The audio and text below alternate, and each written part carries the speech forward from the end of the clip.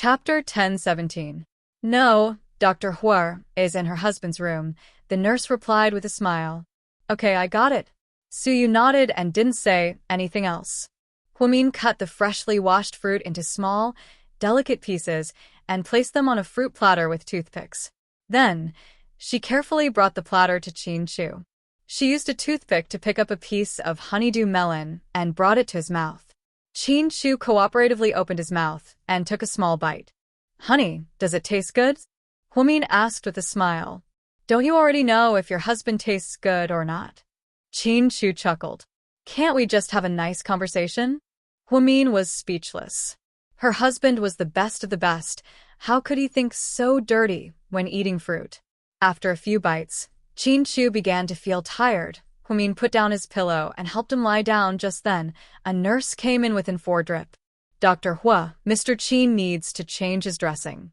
Director Su said that he needs to get an anti-inflammatory shot in a few days. Okay, leave it to me. The nurse nodded, put down the drip, and walked out. Huamin picked up the medicine on the tray and looked at it. After making sure that there were no problems, she quickly attached the drip to the hook on the tray. Then, she pulled Qin Chu's hand over. It's going to hurt a little, bear with it. Then, Huamin lowered her head and inserted the drip into Qin Chu's body. She was very careful and succeeded on the first try. She used very little force. Qin Chu felt as if he had been bitten by a mosquito. Then everything was done. Okay, it's done. Huamin took a deep breath. Thank you, honey. Qin Chu smiled gently. Then you should sleep for a while. I'll discuss your treatment plan with Director Su and see how long it will take for you to be discharged. Okay, come back soon. Qin Chu reluctantly watched Huamin leave the ward. Huamin then walked out of the ward. She did not notice a familiar figure standing in the corner of the corridor. Suyu looked at her from afar. He didn't even have the time to talk to her, or perhaps he didn't want to disturb her. After taking a quick glance at her, Suyu felt much better. Then, he turned around and left Southside, driving home.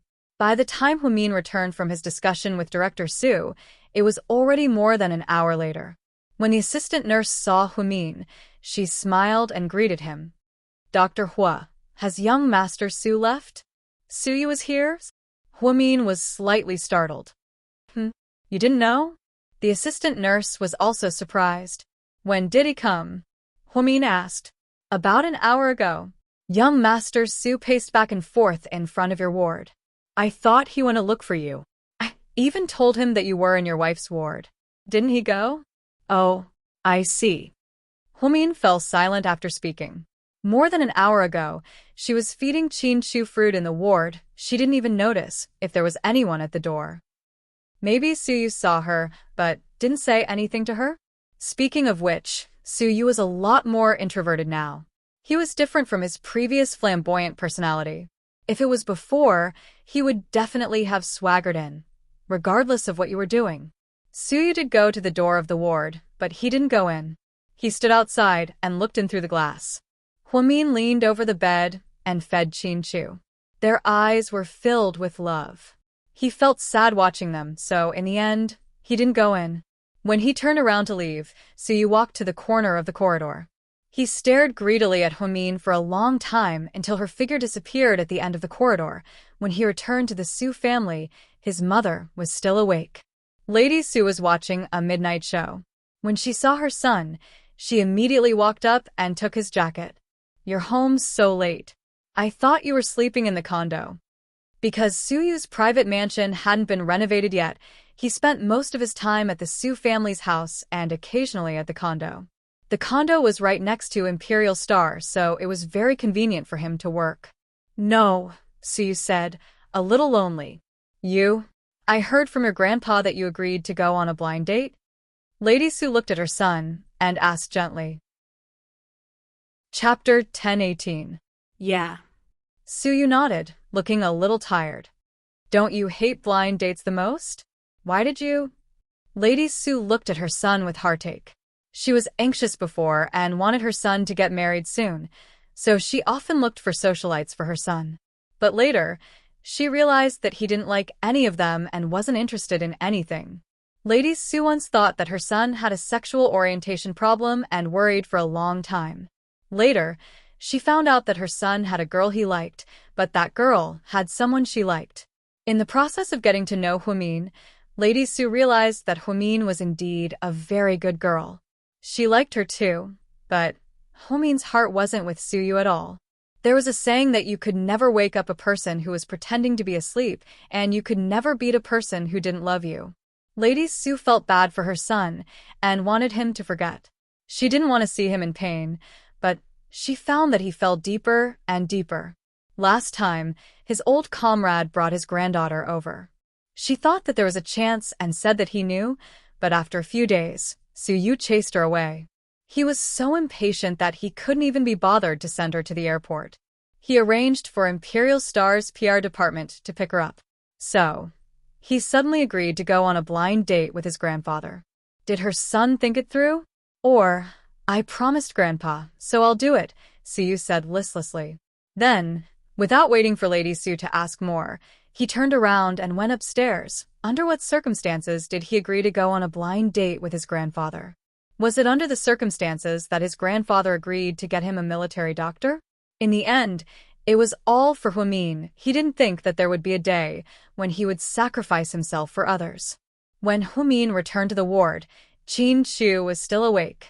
Seeing that the four was finished, Huimin gently asked him to remove the needle. Then he pressed his finger on the needle hole to prevent bleeding.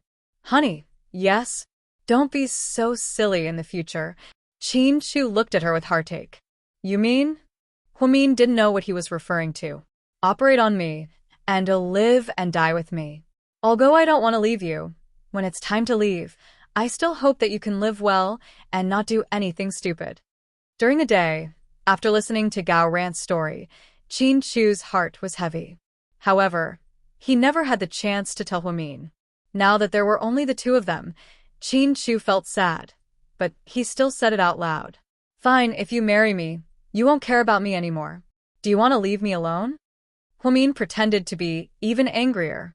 No, I just think that you have a lot of unfinished business.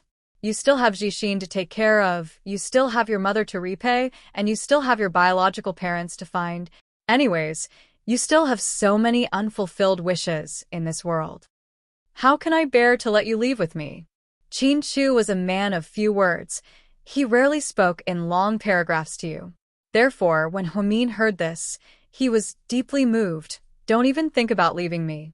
If you're not here, how can I care about so many things? I don't think they'll blame me. Honey, do you know what's the scariest thing in the world? What is it? Qin Chu didn't know the answer in Huimin's heart, so he didn't want to try to figure it out.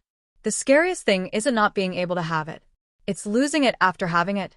If we didn't reunite after 7 years, you would have lived your life in the States, and I would have lived an ordinary life in Sea City. It would have been fine if we never crossed paths again, but since God gave us a chance to reunite, I plan to be with you for the rest of my life. If I lose you after having you, I won't be able to live on, and I won't have the courage to face the life after losing you. So, this isn't a sacrifice. I think being with you, whether it's heaven or hell, is a form of release for me. It's also a form of rebirth. After Huimin said this, Qin Chu was deeply shaken. He didn't know how intelligent Huimin was, but he was more than touched that she could come up with such a conclusion. He was more than happy to hear that. He was comforted that Qin Chu didn't fall in love with the wrong person. Honey, come here. Qin Chu reached out his hand and looked at Huimin with an extremely gentle gaze. Chapter 1019. Huimin didn't say anything as she quietly walked towards Qin Chu. He reached out his hand and tightly held onto her small white hand. Then he gave her the warmest hug. Feeling Qin Chu's warm body, Huimin felt a sense of security. She finally felt that she was truly by Qin Chu's side. I've made you worry for the past few days. From now on, I'll take care of myself and protect myself. I won't let you take any more risks. Qin Chu was a cold and aloof Prince Charming, but this was the first time he had said something so warm. Huimin started crying as she listened. Tears began to fall uncontrollably. Why are you crying again? Honey, I've only been asleep for a few days, and you've already become a crybaby. Qin Shu laughed as he reached out his hand and gently wiped away her tears. All my strength is for others to see. As soon as I wake up, I don't have to pretend to be strong anymore. I can cry, I can laugh, I can do anything I want. You're my biggest support. Okay? We're husband and wife. Let's not talk about strangers. Even if I want to confess, today isn't the day. I want to confess to you properly at your wedding. Wedding? Huamin wiped away her tears and looked at Qin Shu in surprise. Are you dumb? We haven't even had a wedding yet. Qin Shu laughed. But aren't we already married? It's the same whether we have a wedding or not. How is it the same? Every woman has to have a grand wedding in her life. On that day, she'll be the most beautiful woman in the world and the star of the show. As for me, I'm going to give you a grand wedding and let the world know that I, Qin Shu, have married the person I love the most. Huamin's cheeks turned slightly red as she looked at Qin Shu lovingly from the very beginning. They had no choice but to hide their marriage. She didn't even think about whether or not they would have a wedding in the future, because Huamin felt that as long as two people loved each other and lived happily together, why should they care about the formalities? But he didn't expect that Qin Shu had been planning this all along. He didn't want her to suffer at all. After I'm discharged, we'll go home and discuss the date and details with my parents. The two of them feel guilty, so they want to apologize to you solemnly. Huamin shook his head.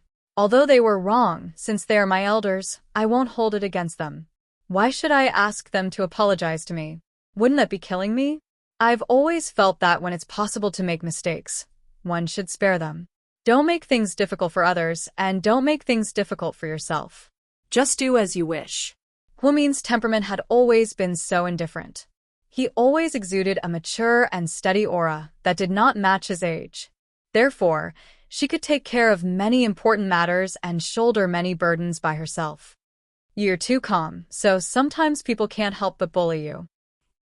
Qin Shu reached out and touched her face. With Mr. Qin around, who dares to bully me? Huamin smiled mischievously. Qin Shu couldn't help but lean over, hold her face, and kiss her again. He couldn't get enough of Huamin even if he loved her 1,000 times. He already had the most precious thing in the world, so even if he really couldn't pass this time, he could die without regrets. While taking care of Qin Shu, Huamin also recovered a lot of energy. Occasionally, he would talk to his mother and Jixin, but they were still in the dark. In the blink of an eye, Qin Shu and Huamin had been living at Southside for almost half a month. Jiang Shaowei came every day. During the day, she would come to take a look and then leave. Zhu Lingling came every 2 days. Because she still had work to do, Hua Xiqian also came occasionally. Only Suyu came. After Qin Shu woke up, Huamin never saw him again. She lived and ate with Qin Shu at Southside. Everyone at Southside knew that Dr. Hua cared a lot about her lover. The young nurses often teased her, asking Dr. Hua, "When are you going to have a baby? It would be so beautiful." Every time that happened, Huamin would smile slightly and not say anything. But then, she would go to a place where no one was around and secretly hurt herself. Why couldn't she get pregnant? She stroked her flat stomach. She had slept with Qin Shu many times before. Sometimes, when Mr. Qin was in high spirits, they would do it several times a night. Recently, he was injured and didn't have the chance. But he had recovered well these past few days. Was she going to fuck him? Huamin thought about it and felt her cheeks burn. Chapter 10:20. Huamin had already changed into her white coat. She would occasionally make house calls since she lived at Southside. "Dr. Hua, the hospital director is looking for you." "Okay." Huamin turned around and went to the hospital director's office after hearing her assistant's words. "Come in." When Huamin entered the office, not only was President Wu there, but also Deputy Director Chen, who had just arrived, as well as many experienced professors and department directors. "Is this a meeting, Director?" Huamin was a little nervous because she didn't bring any notes. She didn't prepare anything. "It's not a meeting." "Sit down first." Huamin listened to President Wu anxiously and slowly sat down. Then, everyone suddenly burst into thunderous applause. Huamin was dumbfounded. "Director, is something good happening?" Huamin was scared. Was he going to send her off? After all, she hadn't worked for almost 20 days. She had been delayed for so many days. Dr. Huer, through our selection, we unanimously recommend you to be the chief physician of the Department of Neurology. What? Huamin couldn't stay calm anymore. It wasn't easy to be a chief physician. Most people either had high academic qualifications and medical skills, or had many years of clinical experience. They were all very old.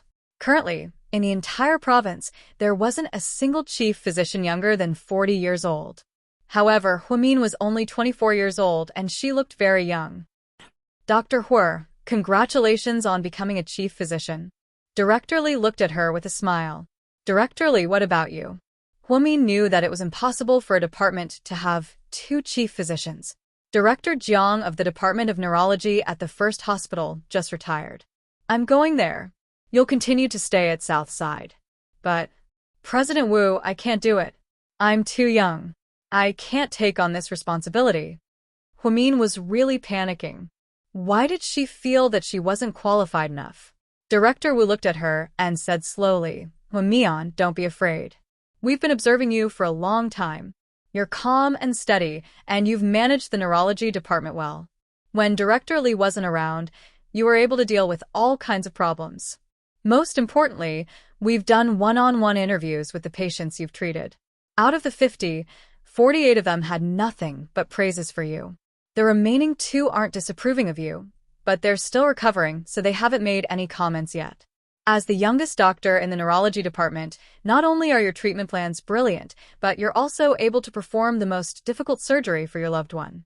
Even though the success rate was less than 30%, you still grit your teeth and persevered. You're very capable, and the hospital doesn't give people chances for no reason. You deserve our recognition. After that, everyone applauded again. The clapping made Huamian feel touched, which she hadn't felt in a long time. Every step of her hard work had been observed by the hospital. She started off as an intern nurse, then became a regular nurse, and then became a head nurse. Later, the hospital made an exception and recommended her to take the doctor's license exam, so she became a doctor in the Department of Neurology. Now, she was even going to be a chief physician. Huamin felt that she was really lucky. Not everyone's hard work could be recognized. Dr. Hua, you're really great. Yeah, Dr. Hua, you can do it. Do your best. A few experienced doctors praised and cheered for her. Huamin, why aren't you thanking the director? Director Li reminded her with a smile. Only then did Huamian realize what was going on and quickly bowed to him. Thank you, Director. Thank you, Director Li. Thank you to all the seniors who recommended me. I will definitely work harder in the future and strive to be as outstanding as all of you. When Huamin walked out, she was still excited. Being promoted to chief physician as an exception was the dream of many people. Many of her classmates in medical school were still intern nurses, and some of them couldn't take it anymore and changed careers. She was the only one who still persisted in her childhood dream so stubbornly. All the corridors and wards at South Side heard the announcement. Important announcement. Effective today, Dr. Huamin, a doctor in this area, has been promoted to chief physician of the Department of Neurology due to her outstanding performance. All the doctors and nurses said, "Congratulations, congratulations," when they saw Huamin. When Huamin entered Qin Chu's ward, she couldn't suppress the excitement in her heart. "Honey, did you hear the announcement?" Huamin asked excitedly as she pointed at the small radio in the room. "What did I hear?" Qin Chu pretended to be sleepy and asked in a daze. Chapter 10:21. You really didn't hear anything? It was announced to the entire South Side. Huamin was a little disappointed. Qin Chu sat up in a daze and leaned against the pillow behind him. He rubbed his eyes and said, "What's up, honey? I just woke up." "Okay, you really slept at the right time." Huamian pouted and looked disappointed. How nice would it be if he was her husband? Would he be able to be excited with her? Seeing how cute Huamin was, Qin Chu couldn't help but laugh. "Did something good happen?" "No. Go back to sleep. I'll go wash your clothes." Huamin turned around and picked up Qin Chu's pajamas. She was about to walk to the bathroom. Luckily, Qin Shu reacted quickly and grabbed Huamin's sleeve. Honey, congratulations on becoming a chief physician, you're awesome. Huamin turned around abruptly. Okay, you lied to me. Then, she threw the dirty clothes at Qin Shu's face, smiled, and bit the back of his hand. She didn't use too much strength, it was as if she was seducing him. Honey, it's such a waste to bite there, can you bite somewhere else? Qin Shu couldn't help but tease her. Where else? Huamin looked up. Her innocent eyes made Qin Shu want to pounce on her and eat her up. You can help me take off my pants first, then we can talk about it. Huamin immediately understood. She immediately raised her fist and punched Qin Shu's shoulder. You're so impure. How can you say something so inappropriate? Oh my God. Mr. Qin has completely changed. I didn't change. I'm different from person to person. I'm my wife. Of course I can eat her up however I want. Qin Shu hugged Huamin's shoulder and allowed her to pound him with a face full of happiness. Huamin leaned on his shoulder and gently lifted his shirt, looking at that hideous scar. Her heart ached. Professor Feng's suturing skills were superb. Although there were no scars, it would take 2 summers for the wound to fade. It still looked scary. Huamian lifted her finger and gently drew circles around the scar. Qin Shu's life was hanging by a thread because he was trying to save her. She would never be able to forget this incident. Perhaps one day, when he was 80 years old, he would be too old to remember anything. He would never forget this matter. Hubby, it's so good to have you. Her head was tightly pressed against his arm as she whispered in his embrace. Honey, he called out softly. Do you want it? Fuck off. Huamin felt like she couldn't have a pleasant conversation with Mr. Qin anymore. Every few sentences he said, he would start flirting with her and talk dirty. She didn't even know how to respond to him. Honey, what? Do it. Damn. Qin Shu, will you die if you stop flirting with me? Huamin blushed as she questioned him. If I don't eat you, I'll feel terrible, especially when I can't eat you even if I want to. Qin Shu looked wronged. You'll be discharged in a few days. Can't you just bear with it? Huamin looked at him, amused. Bear with it for a few days? A few days is a long time to me. Haha, keep pretending. Huamin burst out laughing. She looked at Qin Shu's wronged face and felt like a little bitch. Qin Shu looked at Huamin from head to toe and finally fixed his gaze on the area below the neck and above the stomach. What are you looking at? Huamin covered her chest with her hand. Chapter 10:22. Honey, I remember buying you a couple of deep V-neck knitted sweaters. Why don't you wear them? Qin Shu was speechless as he looked at her white lab coat and couldn't see anything. How dare you say that? How can I wear such a big neckline outside? Huamin glared at him. You don't have to wear it outside, just wear it for me to see. I don't care about anyone else. I'll gouge their eyes out if they see you. Qin Shu said with a smile as he put one arm around Huamin's head and leaned in. This time, he kissed her ear. His movements were very gentle, as if he was tickling her ear with a feather, making her heart itch. Honey. Huamin felt like her willpower was gradually collapsing. Suddenly, the door to the room was pushed open. Is it really okay for you two to do something so inappropriate in broad daylight? Gao Ran was jealous. Zhu Lingling was standing behind Gao Ran, covering her mouth as she laughed. Ahem. Huamin immediately stood up and fixed his collar. Qin Shu looked over and his face darkened. Why did these two bastards come in at this time? Hey, you two did it on purpose, right? Qin Shu thought that Gao Ran had to come at this time of all times. He was speechless. Why would we? We're not gods. How would we know that you two would be so wild?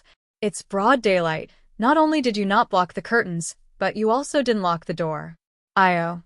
I'm blushing just looking at you.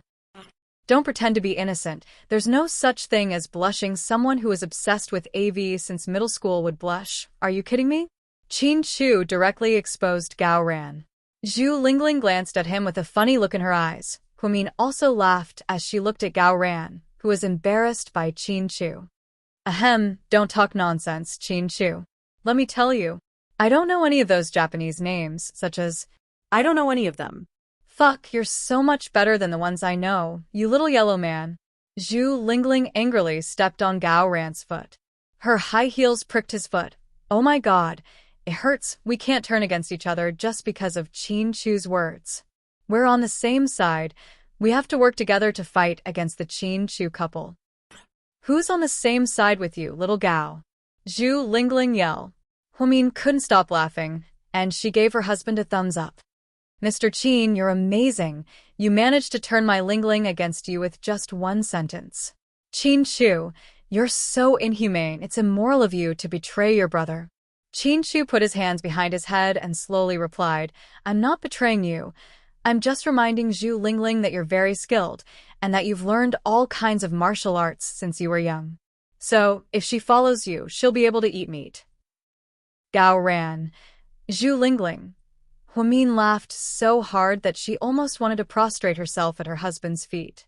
The two of them were obviously caught in the act, but now they were the ones in an awkward situation. Mr. Qin was really smart. He was able to turn the situation around with just one sentence. With such a powerful husband, why would she worry about being bullied by others? She was going to be tortured to death by her husband's scheming methods. Okay, I'm not going to talk nonsense with you guys. When will Qin Chu be discharged? Gao Ran looked at Huamin and asked. About 3 or 4 days. That's not bad. There's one more Christmas, and we're both on vacation. Do you guys have any plans? Why don't we all spend Christmas together? We can celebrate Qin Chu's recovery, Gao Ran asked with a smile. Chapter 10:23. Zhu Lingling nodded. I told him that we're going to the hot springs in the southern snowy mountains to fish and play mahjong, but he said it was too boring. The roads in the southern snowy mountains are bumpy, and Qin Chu just had a major surgery, so it's not good for him to travel.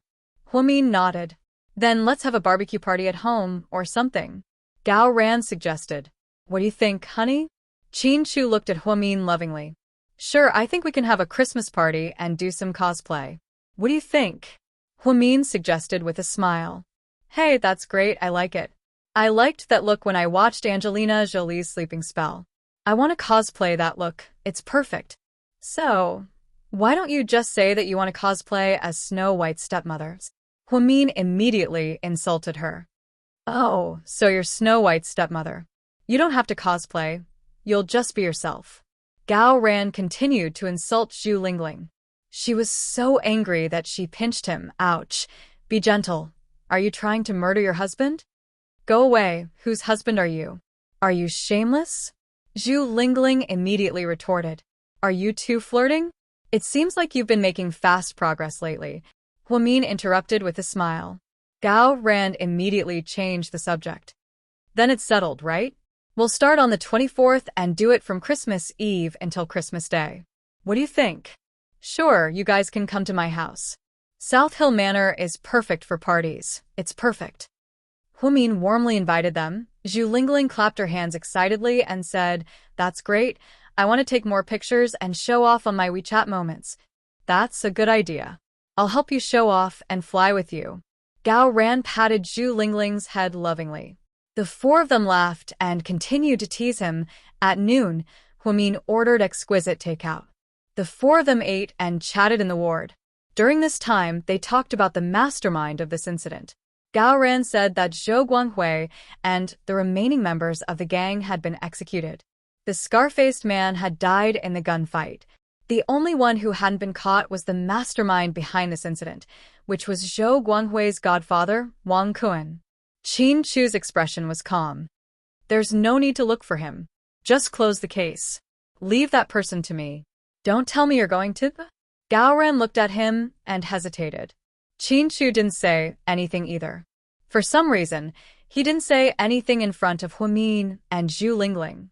After Zhu Lingling and Gao Ran left, Huamin was busy washing clothes for Qin Chu. Just as the sky turned dark, a special patient arrived in the ward. An orange Bugatti Veyron was parked at the entrance of South Side. Rick quietly went upstairs. Huamin was just about to go to the neurology department to get some documents when she bumped into Rick at the door. Rick was wearing a dark gray cashmere coat and black deerskin gloves. There was never a smile on his face. He had short brown hair and dark blue eyes. He never had bodyguards around him like other bosses. Rick was tall and mighty, and he always liked to be alone. Is Qin inside?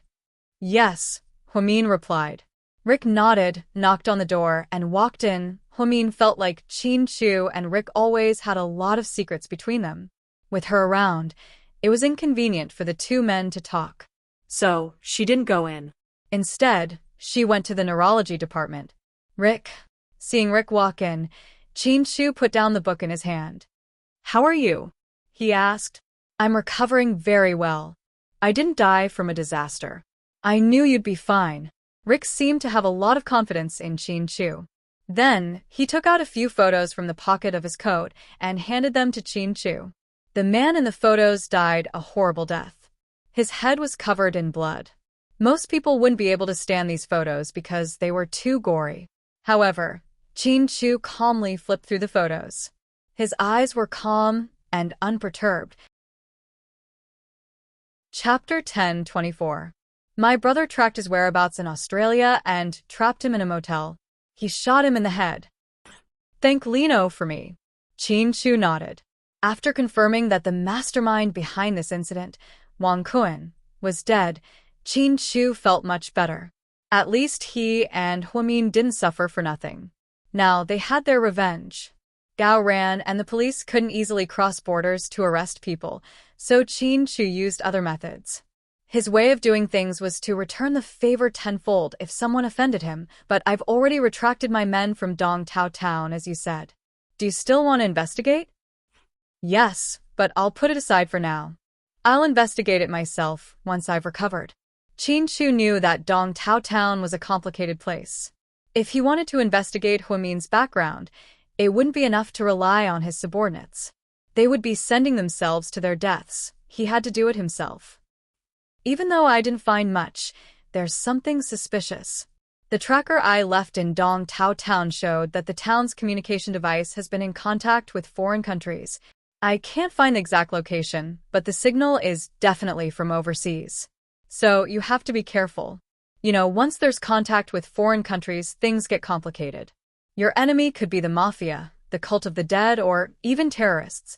Basically, there are endless possibilities. If someone else had said this, Qin Chu would have thought that they were just trying to scare him. But if it was Rick who said it, it had a different meaning. Rick had been in charge of the family business since he was young, so he was very good at investigating information.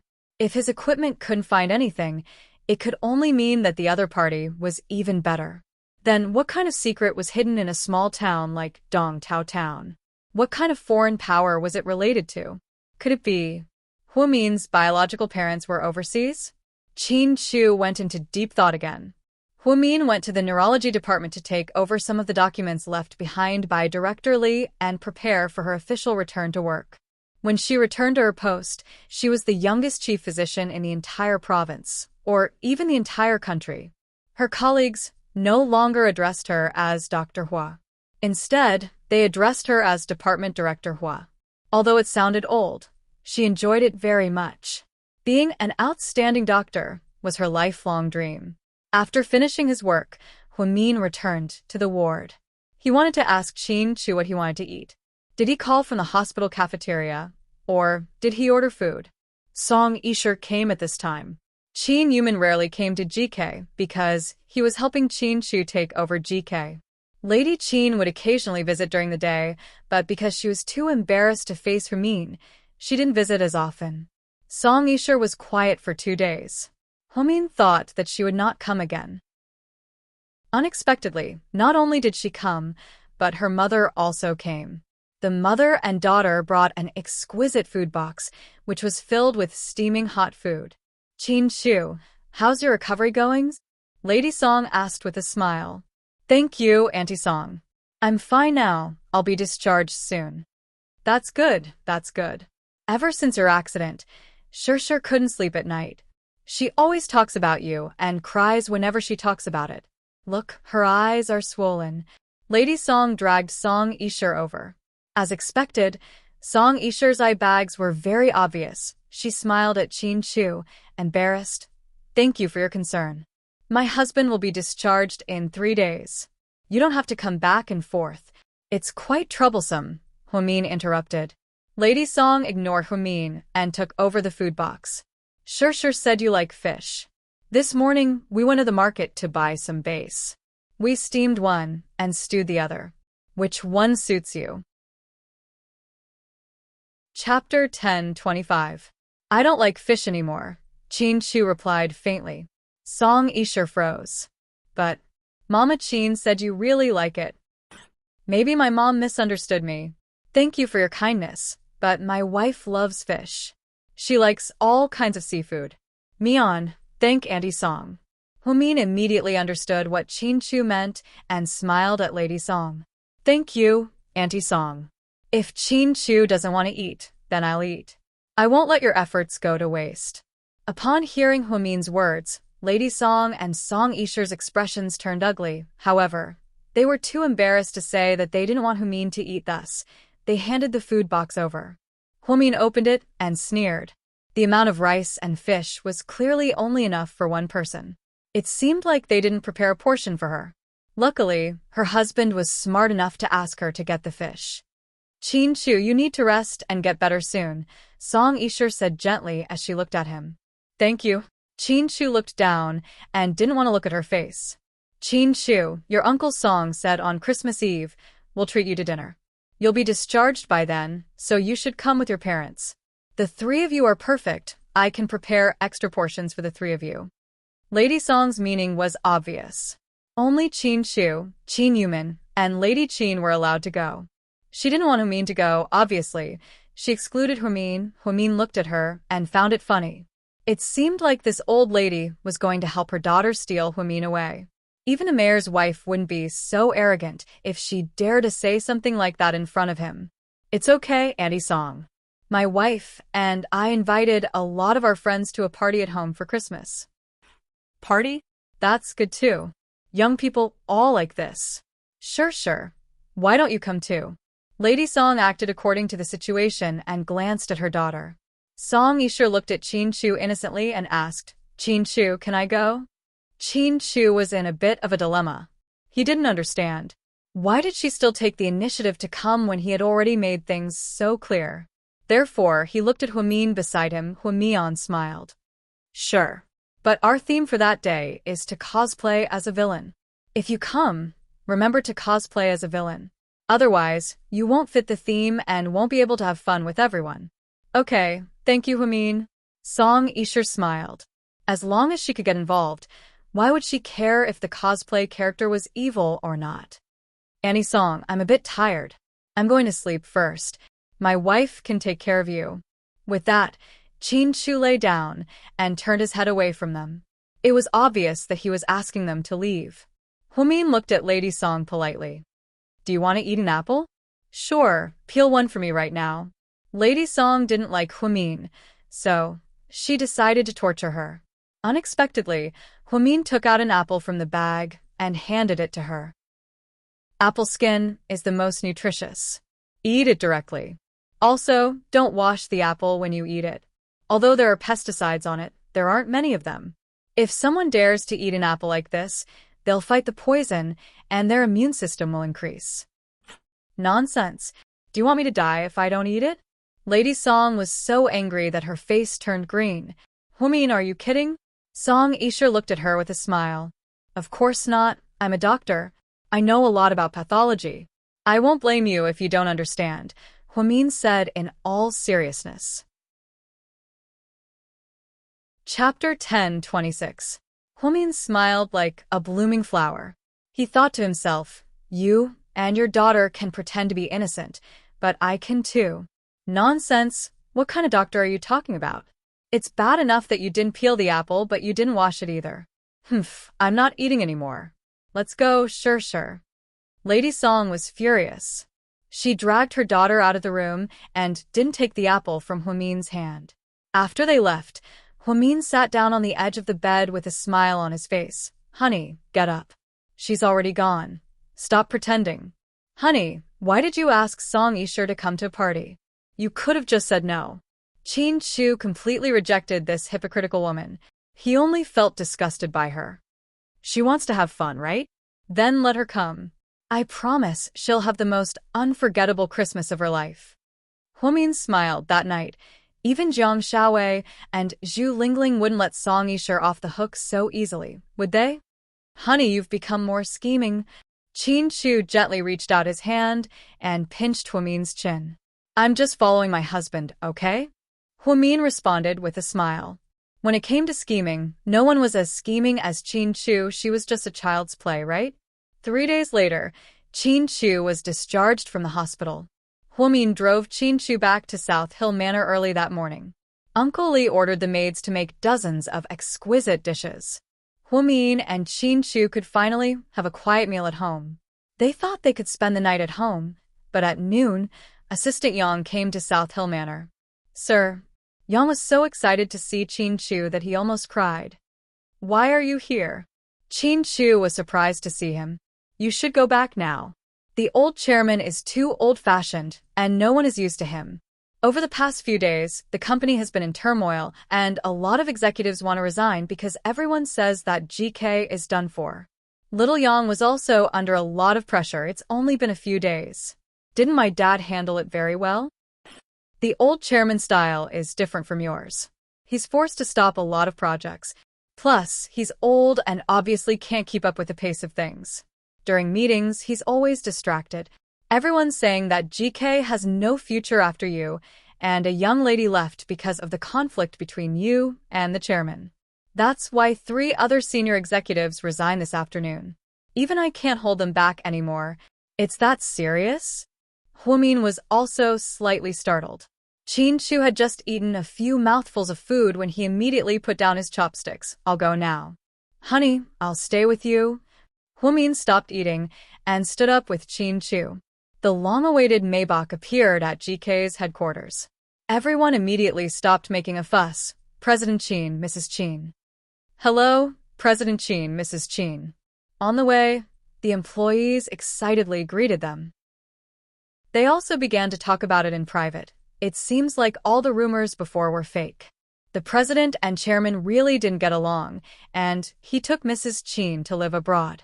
Yeah, some people even said that a young lady was kidnapped and her fate is unknown. Look at her. She's perfectly fine. It's probably fake news released by our competitors. It's so infuriating. After Qin Shu returned to GK's headquarters, everyone was excited. We'll have a staff meeting in 10 minutes, Qin Shu ordered. Yes, sir. Little Yang jogged to each department to inform them. 10 minutes later, thousands of employees gathered in GK's largest auditorium. Qin Shu was wearing a black casual suit. He walked onto the stage with Huamin, who was wearing a white knit shirt and a long dress. They sat down at the front desk. Although they still looked a little haggard, Qin Shu and Huamin's appearance at GK's headquarters was enough to dispel all the rumors. The president wants to say a few words to everyone. Please be quiet, Assistant Yang shouted into the microphone.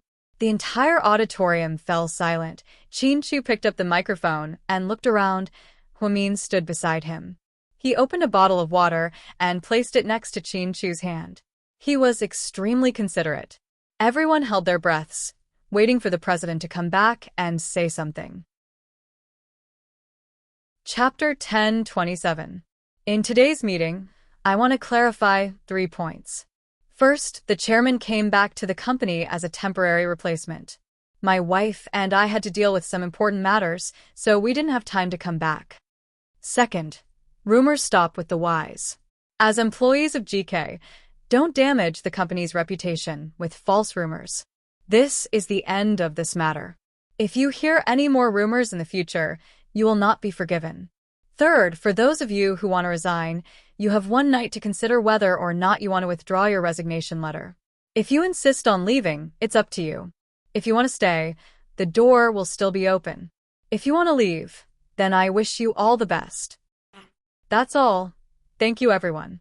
Qin Shu was a man of few words in meetings. He wasn't like some leaders who talked for 4 or 5 hours, making everyone want to sleep.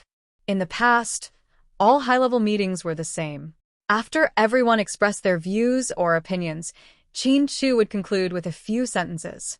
It was his personality to end things as quickly as possible. After Qin Shu finished speaking, everyone applauded then. Qin Shu held Huamin's hand and walked out of the conference room to the president's office. The finance department immediately sent over a ton of receipts, and the other departments sent over many proposals. It seemed like Chin-Chu's father hadn't dealt with a lot of work since he came back. Most importantly, his father was getting old. He didn't dare to casually edit new projects, so he left a lot of work for Chin-Chu. "Sir, these can't be finished anytime soon. You can either go home and do it, or you can do it in a few days," Assisting Yang reminded him. "It's okay, I'll leave after I finish." Chin-Chu had always been clear about his work and personal life. When he worked, he had to act like he was at work, so he decided to take care of work first. "Honey." Chin-Chu originally wanted to tell Huamian to go home first. However, Huamin immediately said, "I'll help you do it. It'll save you a lot of time." Then, Huamin sat down with all the documents and began to sort through them. Chin-Chu looked at her gently. He knew that she wanted to stay with him because she cared about him. Yang looked at his boss and his wife enviously. He knew that they were deeply in love. In this way, Chin-Chu and Huamin worked until late at night. It was 11 o'clock. When they came out, the whole building was dark. Everyone had left. "Do you want a midnight snack?" Chin-Chu asked softly. "Let's go home and eat. The papaya snow clam stewed by Uncle Lee every night is really delicious. I like it very much." Huamin held Chin-Chu's hand and smiled. All right. Then, the two got into the car and drove all the way to South Hill Manor. When the maids saw that their master had returned, they immediately began to prepare supper and sweet soup. When Huamin and Chin-Chu came down from the shower, everything was ready. What was rare was that there was a bottle of expensive red wine on the table. Did he take the wrong one? "No alcohol," Huamin reminded. "Madam, it was Mr. Chin's idea," the maid replied carefully. "Leave it here. You guys can go and rest." Chin-Chu nodded and told Uncle Lee and the maids to leave. In the bright and spacious dining room, only the two of them were left. The long dining table was covered with a clean white cloth. On top of it were desserts, supper, and ginseng soup.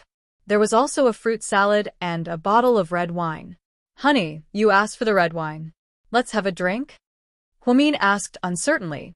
Chin-Chu smiled but didn't say anything. He picked up the bottle of red wine, opened it, and poured it into a glass. He didn't even have time to use a decanter. Then, he handed one of the glasses to Huamin. "Honey, thank you for taking care of me these past few days. Although you are the closest person to me in the world, I still have to thank you," Chin-Chu said gratefully as he raised his glass. Chapter 10:28. Huamin slowly picked up her wine glass. "Mr. Chin, you're so jealous. I can't believe you're trying to make me feel better." Then the two of them ate and drank. Huamin had a decent tolerance for alcohol, but this red wine was very strong due to its age. Not long after, the two of them split the bottle of red wine. Huamin was a little tipsy, her cheeks were red as she tilted her head and looked at Chin-Chu. "Honey, you look so handsome tonight." No matter how smart and witty a woman was, she was still drunk by a bottle of red wine, of course. Huamin didn't know that the bottle of red wine they drank tonight cost more than 3 million yuan. If she knew, she would be very happy. Without another word, Chin-Chu walked over and carried Huamin up to the bedroom upstairs. "Are you crazy? Put me down. You just recovered." Huamin was scared to death and kept struggling. "Don't worry, your husband is not that weak." Chin-Chu didn't care and carried Huamin all the way to the master bedroom on the second floor. Then, he couldn't wait to push her onto the wide and soft bed. Maybe it was because of the wine, or the joy of regaining what she had lost. Huamin was especially passionate tonight. She responded to him actively and cooperated with his gentle movements. In the end, they were lost in a fantasy paradise. This was the first time Huamin slept so well in the past few days. She even snored slightly, which showed how nervous and tired she was. Chin-Chu's heart ached as he tucked her in. Then he hugged her and didn't want to let go. The truth was, he was already prepared for the worst. Even if Huamin never had a child, he would still love her like before. They would always be like this. The next morning, when Huamin woke up, she saw Chin-Chu looking at her seriously. "Honey, what are you looking at?" "I'm looking at you." "What's there to look at? I'm not the most beautiful woman in the world." Huamin rubbed her eyes and smiled drowsily. Even the most beautiful woman in the world can't compare to my wife. In my eyes, you will always be the most precious existence. Aren't you embarrassed that sweet talks so early in the morning?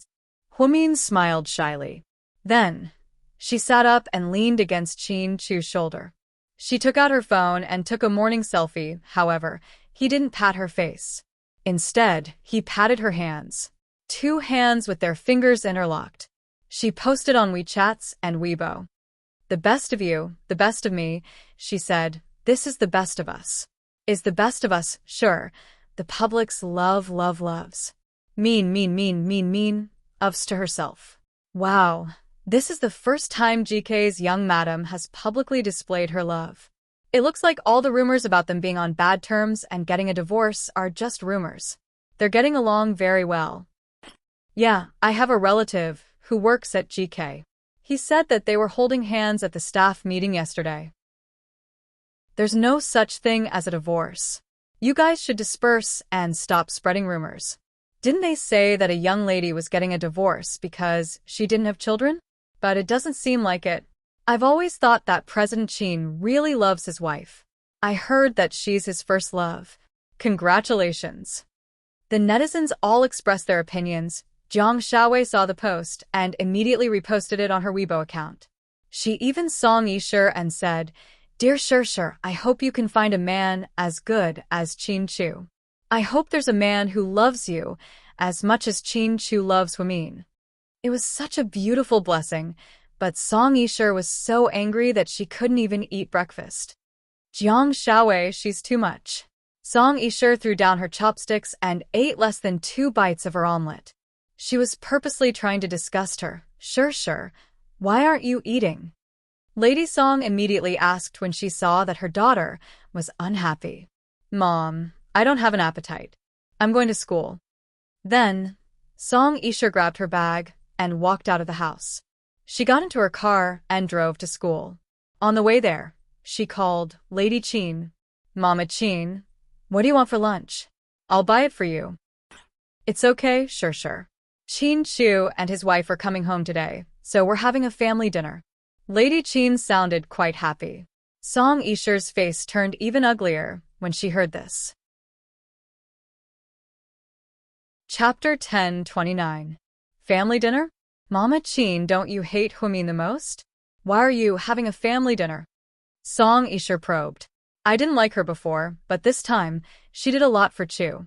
Now that I think about it, why would I do that? It's all for my son. Why would I be mad at a kid like her? Haha. Lady Qin's tone softened a lot. She didn't hate Huamin as much as before. Lady Qin was a hypocrite, but she wasn't stupid. She could tell that Huamin really liked Qin Chu this time. She was also unhappy that Lady Song dragged the woman away before the surgery was completed. Oh, I see, but I don't think Huamin will forgive you. She's a stubborn person, so Mama Qin, you should be careful of your conflict with her. MHM, I know. Do you want me to come over and keep you company at noon? It'll help you a little.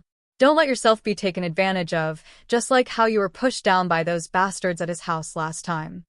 Song Yisher repeatedly reminded Lady Qin of those unpleasant memories, trying to make her angry. It's okay, Shir. You're busy with work, so you don't have to come. Let's just leave it at that for now. Then, Lady Qin hung up the phone. Song Yisher's face darkened. Was all her efforts to please Lady Qin after she returned to China going down the drain? Just because Huamin was willing to die for Qin Chu, she had no chance at all? Song Yisher didn't want to accept it, however. She couldn't stop the family dinner. After all, she was just an outsider with no status. In the past, Lady Qin was there, so she could stir things up. Now that Lady Qin didn't let her go, she didn't want to get involved. Before Qin Chu and Huamin returned to the Qin family's villa, they went to the Sky Blessing Court first. She bought a lot of vegetables, fruits, and nutritional products for Huamin's mother. Seeing Qin Chu and Huamin holding hands so lovingly, Yang Meirong felt relieved and ignored the rumors. They only returned to the Qin family when it was almost noon. Huamin also bought the same thing. Every time he went to the Qin family, he felt very uncomfortable. She felt that even the housekeeper didn't like her very much. But this time, his attitude was clearly different from before. "You're back? Wash your hands and eat. I'll go upstairs and call your father." Lady Qin wasn't very enthusiastic, but she wasn't as bitter as before. "This seemed to have improved a lot. My mother seems to be different from before," Qin Chu said softly. "I feel it too." Huamin nodded. "Young master, a young lady, take a seat. I'll go wash the fruits for you." Even the housekeeper at home was more diligent. After Qin Yumin came downstairs, the four of them sat around the dining room. "How's the company?" Qin Yumin asked worriedly. "It's all done, Dad. Don't worry. After you took over, there were so many changes. I'm not used to it anymore. I don't even know where to start. Ha ha ha, young people are so thoughtful. But you have to take care of your body," Qin Yumin reminded his son. "I know, Dad." "Huamin, are you tired from work?" Qin Yumin asked. I haven't officially started work yet. I'll start after Christmas." "That's good. You've been exhausted recently. Rest well at home." Qin Yumin nodded. The crabs were flown in. "They're quite fresh. You guys can have some." Lady Qin knew that Huamin loved seafood, so she flew in a lot of seafood. However, she was too embarrassed to let Huamin eat it, so she kept saying, "You guys, you guys." Huamin was very smart. How could she not see it? She saw that Lady Qin was trying to be nice to her, so she didn't refuse and took the initiative to pick up the crabs. She first peeled one for Qin Chu. Then, she ate it herself. She didn't pretend. "When are you guys going to have the wedding? Have you discussed it?" Qin Yumin took the initiative to talk about the wedding. Huamin didn't say anything. She turned her head and looked at Qin Chu. She didn't know what he meant. Chapter 1030. I do have this plan and Mion doesn't have any objections. What about you guys? Do you have any suggestions? Qin Chu asked his parents respectfully. Why don't we do it at the end of the year? Qin Yumin was straightforward and didn't want his son to drag it out any longer. The end of the year is a bit too rushed. I want to do it in a grand manner, Qin Chu replied. Lady Qin glanced at her son and nodded. Our son is right. We only have one son, so we should have a grand wedding. Don't be too hasty. What does Huamin think? Qin Yumin asked. I'm fine with anything. Haha, actually, it's fine if we don't do it. It's just a formality. To be honest, Huamin really didn't care about these things. She felt that the two of them had already gotten their marriage certificate, and they were already husband and wife. Their relationship was very good, so those formalities weren't essential. It would be best if they were, but if they weren't, she wouldn't complain. After all, marriage was a matter between two people, and it wasn't a matter of whose wedding was grand or who would be happier. Of course we have to do it. Marriage is a once-in-a-lifetime event, so we have to prepare well, Qin Yumin said in a serious tone. Qin Chu thought for a moment and said, Why don't we do it in May next year? It'll be spring then, and I think it'll be just right. Plus, we'll have a lot of time to prepare. Okay, whatever you guys do. Your mom and I don't have any objections. Qin Yumin nodded in agreement with his son's suggestion. After dinner, Qin Yumin and Qin Chu played Chinese chess. Huamin was bored, so she sat on the sofa and played some games on her phone. The maid cut some fruit and placed it in front of her. A young lady, have some fruit. Okay. Huamin smiled and nodded. At this moment, Lady Qin leaned over and pretended to casually say, Eating more kiwis is good for the body. They have a lot of vitamin C, I know. Huamin's tone was indifferent. She never took the initiative to please anyone, but she also didn't want to offend anyone. Lady Qin's attitude couldn't be changed all of a sudden, so there was still some awkwardness between the two of them. Lady Qin sat down on the opposite sofa and pretended to talk to Qin Chu. My friends and sisters are all grandmothers. I don't know how long your father and I have to wait. At the mention of the child, Huamin's expression changed. She lowered her head and continued playing with her phone, pretending not to have heard anything. Qin Chu laughed and said, What's the hurry? Who knows, maybe we can give birth to 2 children for you. Haha, that would be the best. Your mother and I can never have too many children. It would be best to have a football team. Qin Yuman laughed heartily. It had been a long time since there was such a harmonious atmosphere in this house. Qin Chu and Humin didn't feel as depressed as before, so they stayed longer than before. Just as they were about to leave, Qin Yuman called out to Humin. Then he said guiltily, Humin, Qin Chu is lucky that you're here. We're not people who don't know what's good for us. We were too harsh with our words earlier. I hope you can forgive us. Don't say that. The situation was critical, so I can understand why you said that. After all, no one wants anything to happen to their child. If I was the one lying on the bed, my mother would have said the same thing in a moment of panic. Qin Yuman nodded. Thank you for being understanding. I hope that our family can get along well in the future. Humin nodded. Then, Qin Chu and Humin left the manor and returned to South Hill Manor. We haven't been back to Imperial Park in a while. Do you want to stay there tonight? Humin suddenly thought of the home they had lived in for a long time. I've already sold the house over there. What? You sold it? Humin looked at him in surprise. Yeah. Qin Chu nodded calmly. Why did you sell it? Humin looked at him with longing eyes. That house contained so many sweet memories between her and Mr. Qin. Chapter 1031. Because I don't like seeing Song Yisher, Qin Chu answered without hesitation. Humin was slightly surprised, so that's why Mr. Qin was upset. He thought back to how Song Yisher spent millions to buy Imperial Park. She went through a lot of trouble to become neighbors with them. Every day, she would bring them supper and talk to them. It was disgusting, but Humin wasn't someone who liked to fight, so he didn't want to get into conflict with her. Now that Qin Chu suddenly sold his house, Humin didn't want to part with it. However, if it was because he wanted to get away from Song Yisher, then there was nothing wrong with it. He had to admit that Mr. Qin's actions made Humin really happy. Honey, have you really never had feelings for Song Yisher? After all, she's prettier than me, more cultured than me, more educated than me, and has a better background than me. Humin purposely said this to tease Qin Chu before he could finish. Qin Chu interrupted him. He said, no matter how good she is, she's not Humin, so she doesn't mean anything to me. Mr. Qin rarely said sweet things like this, so Humin knew that he meant what he said. Therefore, he felt sweet inside. The sudden sale of Imperial Park was indeed a bit sudden. Qin Chu ordered people to move all of his personal belongings from there to South Hill Manor. From now on, this would be his only home. He originally planned to stay there occasionally, but Song Yisher messed up his plans.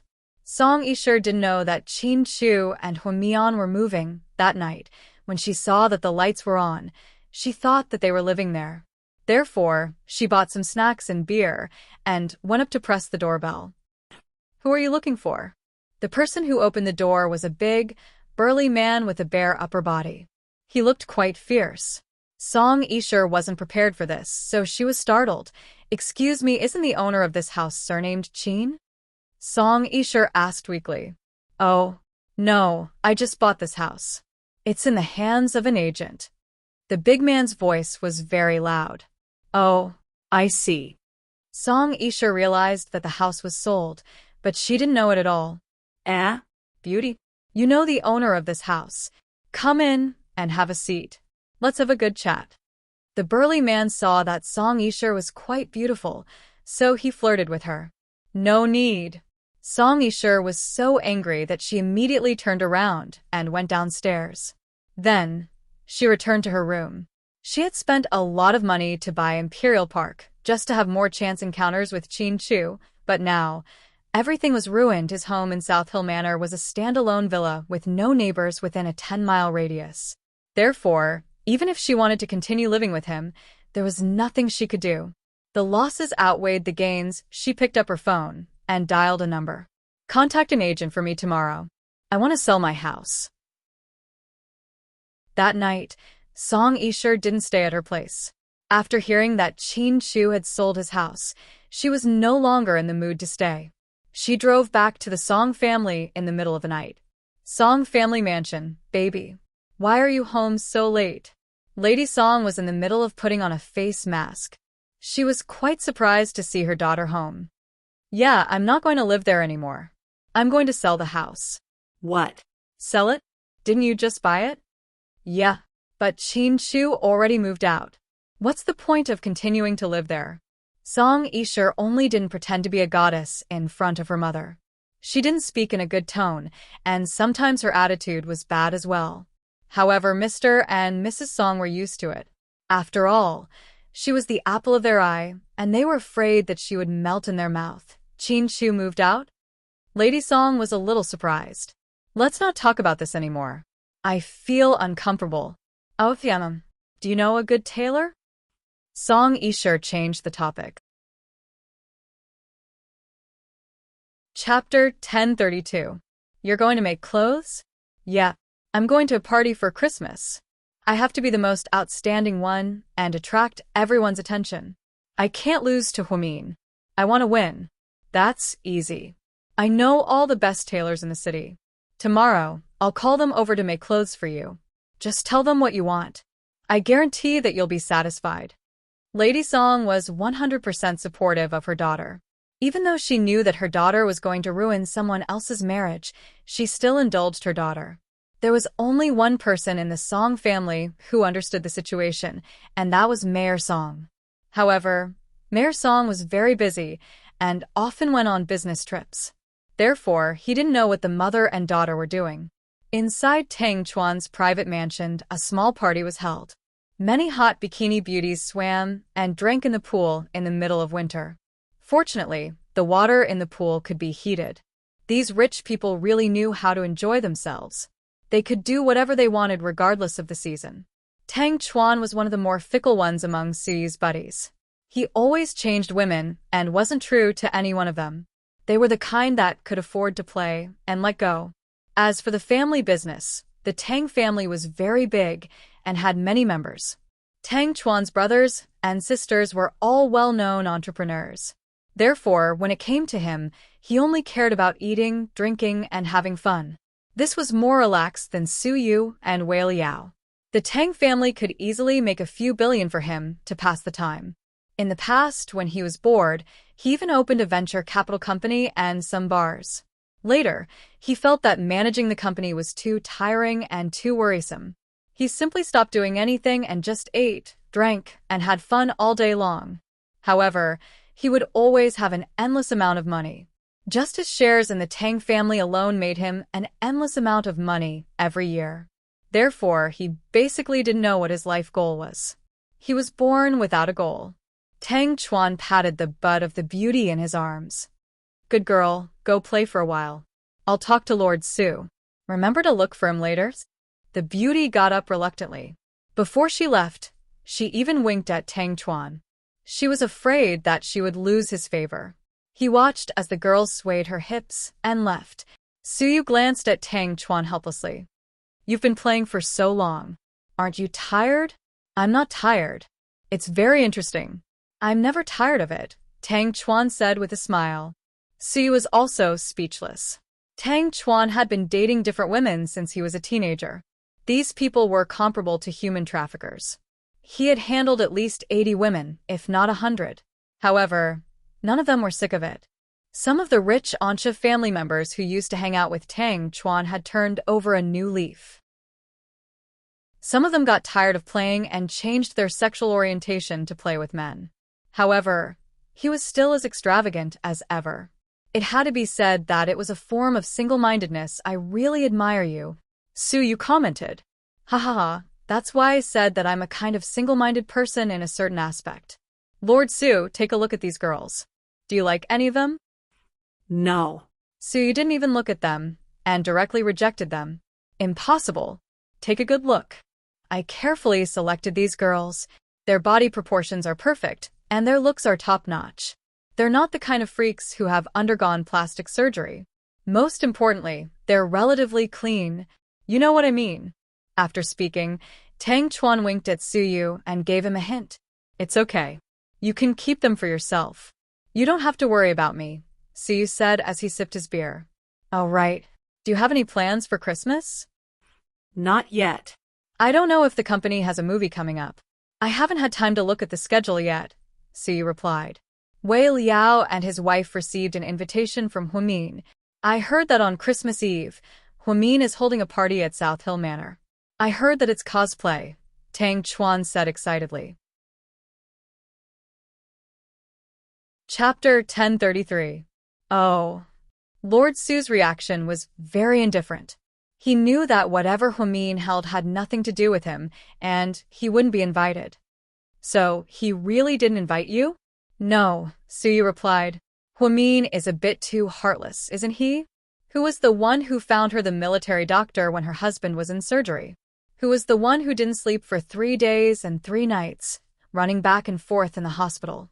Now that he's recovered, he's burning the bridge after crossing it? As Suyu's best friend, Tang Chuan always thought that Huamin was heartless if he didn't reciprocate Suyu's feelings. Even if they couldn't be lovers, they could still be friends.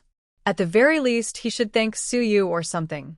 However, Huamin didn't say anything, which made Tang Chuan feel bad for Suyu. I was willing to do those things. What does it have to do with her?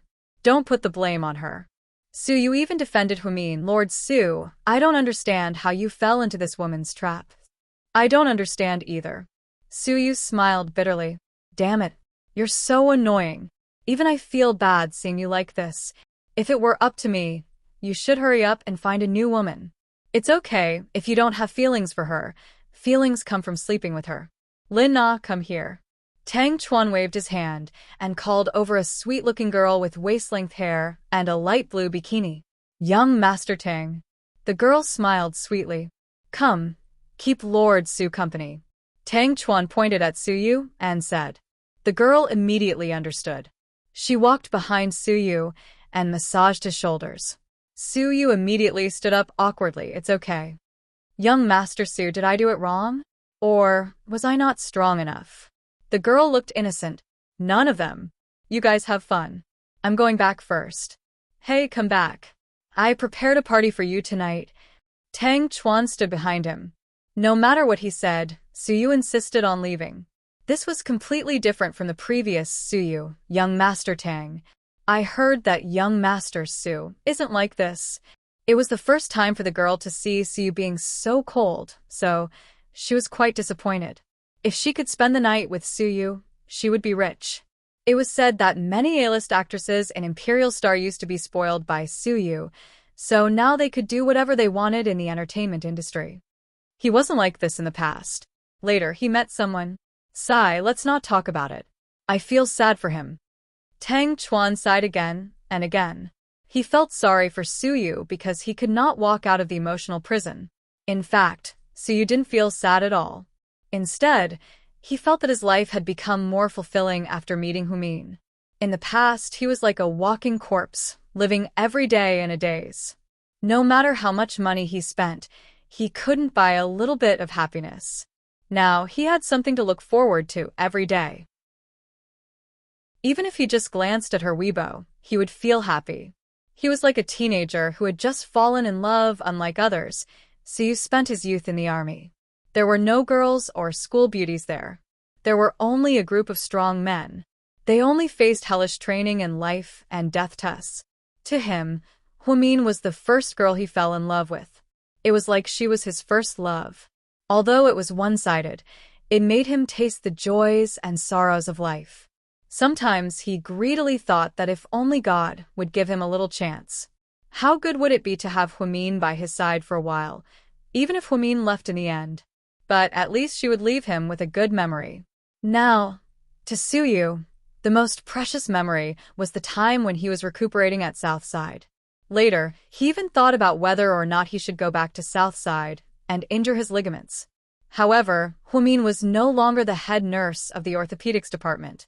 Now, Huamin was the famous chief neurologist at Southside. This woman was so outstanding that she could shine with a dazzling light if she wasn't careful. South Hill Manor, after being tortured by Mr. Qin, Huamin felt a little sleepy. She closed her eyes and wanted to sleep. Suddenly, she heard Qin Chu ask, "Honey, should we invite Suyu to the Christmas party?" Chapter 1034. Honey, did I hear you right? Huamin instantly stopped teleporting. She turned around and hugged Chin-Chu. She pressed her face tightly against his chest. No. But are you sure you're not jealous? Of course not. The corners of Chin-Chu's lips curled up. But why did you suddenly have this idea? Hwamin felt that Chin-Chu and Suyu were obvious rivals. Whether it was in terms of business or personal relationships, they were not friends. So, wouldn't Hwamion feel bad inviting him over? I just suddenly remembered that you invited so many people this time. Let's not talk about Gao Ran and Zhu Lingling. They're our best friends, but Wei Liao and Jiang Xiaowei, they seem to be friends with Suyu too. Since they're all friends, why don't we invite them over to hang out? But won't you be unhappy? Hwamin was still a little worried. After all, Suyu never hid his feelings for her, and Chin-Chu always knew what he was thinking. Was it really a good idea to invite his love rival over? Chin-Chu tightened his arms around Hwamin's waist. He kissed her forehead intimately. Your husband isn't a petty person. I can tell right from wrong. Suyu seemed to have helped us a lot this time when I was unconscious. No matter what his intentions were, whether it was for you or for whatever reason, he still did so much for us. I'm not a heartless person, and I won't pretend that I didn't see it. Suyu didn't take advantage of me when I was unconscious, nor did he hit the company when they were down. He didn't use any other means to attack me or take revenge on me. I think he's a gentleman. Chin-Chu shared his thoughts on Suyu. Suyu is indeed a gentleman, Hwamin admitted. The current Suyu was a bit like Lu Xiying in the past. Although they were enemies, they were brazen. Suyu didn't know how to be secretive. Those who were most afraid of backstabbing were the ones who were most afraid of backstabbing. Therefore, Suyu's character was still remarkable. Since Song Yisher can come, why can't Suyu come? Since it's an open party, it's not a big deal. Let's invite them together, Chin-Chu suggested. But I don't think he'll come, Hwamin said slowly. She recalled that day at the hospital. Suyu had clearly come, but he did not appear. It was as if he was avoiding her. After they recovered, they did not meet Suyu face to face, nor did they interact on Weibo. Perhaps Suyu had thought it through and did not want to continue to interfere in their relationship. So, Hwamin felt that even if she invited him, he might not be able to come. Whether he comes or not is his business, but whether we invite him or not is our business. I, Chin-Chu, am not a narrow-minded person. Even if we are rivals, Suyu is definitely an opponent worthy of respect. Tolerance is the most important thing. Hubby, I really admire your breadth of mind. Hwamin looked at Chin-Chu with admiration in her eyes. She suddenly felt that her husband was so high and mighty. He was simply a perfect man. There were many types of men, but it was rare to find someone as magnanimous as Chin-Chu. Admire? Really? You're not trying to suck up to me? Chin-Chu looked at her with a puzzled smile. Of course not, I swear. Fine, I believe you. Since you admire me so much, I'll give you a chance. What chance? Hwamin froze. I'll give you a chance to take advantage of me. Let's do it again. After Chin-Chu spoke, he suddenly picked up Hwamin and placed her on top of him. She straddled his body. This position was filthy. Again? Let's not. I don't have any energy left. It's fine. Just sit, I'll move you. Hwamin immediately covered her face with her hands. Even she felt her face burning. Mr. Chin was talking dirty again. Chapter 1035. The next morning, when Hwamin woke up, the first thing she felt was an ache in her waist and back. Then, she looked at the time on her phone and realized that it was already 9 a.m. She hadn't slept this late in a long time. Why did she sleep until the sun was shining on her? But she groggily turned around and didn't see Chin-Chu. So, she sent him a WeChat message. Honey, did you go to work? Yeah, you're awake, honey? Chin-Chu's tone was full of love. I slept for so long. Why didn't you wake me up? You were too tired, so I didn't have the heart to wake you up. Chin-Chu smiled. How dare you say that? My waist is still sore. Hwamin complained. She didn't know what happened last night, but Mr. Chin's animal instincts kicked in, and he went at it for a long time. In the end, Hwamin begged for mercy. Now, She felt like her legs didn't belong to her anymore. It's okay. You don't have to go to work anyway. Take your vacation. What vacation? It's Christmas Eve today. I need to prepare the materials and decorate the house with everyone. We'll be waiting for them tonight. The party is tonight, and it's my first time hosting, so I can't embarrass myself. Okay, do you need me to do anything? No, just get off work on time. Hwamin smiled. Okay, see you tonight, honey. Good luck. For the first time, Chin-Chu smiled and cheered for Hwamin. His expression was so cute. Oh right, honey, who are we cosplaying as tonight? You decide. I'm fine with anything. Chin-Chu wasn't very interested in these things, so he didn't want to make the decision himself. If you leave it to me, aren't you afraid that I'll dress you up as Spider-Man or something? Let me tell you, I'm very imaginative, and you'll die from shock. It's okay. You can dress me up as long as you like it. Chin-Chu had already made up his mind to hand it over to Hwamin, so Hwamin didn't waste any more words with him. After waking up, Hwamin chose a milky white thin sweater and a light pink cotton padded jacket. She looked very young and was still dressed like a high school student. Zhu Lingling had once told her, "Girl, your taste hasn't changed at all. The clothes you wore at the beginning of the first year of high school are the same as the ones you're wearing now." She was a person who didn't know how to dress herself up. Once there was any public event in the company, it was Chin-Chu who arranged for the stylist. Usually, she was very casual and always dressed like the girl next door. She was different from Song Yishur. Song Yishur was a goddess, so she had always been noble and elegant. Zhu Lingling, on the other hand, was sexier. Low breasts and tight buttocks were her favorite. Jiang Shaowei, who had a high EQ, was more intellectual. Most of the time, she was more elegant. After Hwamin got dressed and washed up, she went downstairs for breakfast. As she ate, she told the people at home to clean up and empty the entire living room. She was waiting for the Christmas party tonight. Then, Hwamin contacted GK's planning department and discussed the plan with them. Then, 5 people from the planning department went to buy raw materials, and the other 5 came to the house to decorate. Hwamin thought that she should be able to get everything done in one day. The party didn't start until 7 p.m. anyway, so she still had a lot of time. Therefore, she drove to Phoenix Hill, where Aiyang lived. Sister Hwamin, why are you here? Aiyang was pleasantly surprised when he saw Hwamin. Of course I'm here to see you. How's your recovery? I'm doing great. I'm getting moldy from staying here. Can you talk to President Qin and let me go back to work? Aiyang's surgery was very successful. After that, he recuperated in the mansion and didn't leave. He was bored out of his mind, so when he saw Hwamin, he felt like he saw his savior. I knew you were bored, so I'm here to invite you to my party. Wow, what party? Hurry up and tell me. Aiyang was suddenly very curious. Chapter 1036. It's a Christmas party where we'll be cosplaying as villains. Do you want to come? Whoa, sounds so cool. Aiyang couldn't be happier. At his age, he loved all kinds of weird stuff, so he was very interested in cosplaying. Do you want to come? I have to come, it's awesome. I have a feeling that this will be the most unforgettable Christmas of my life.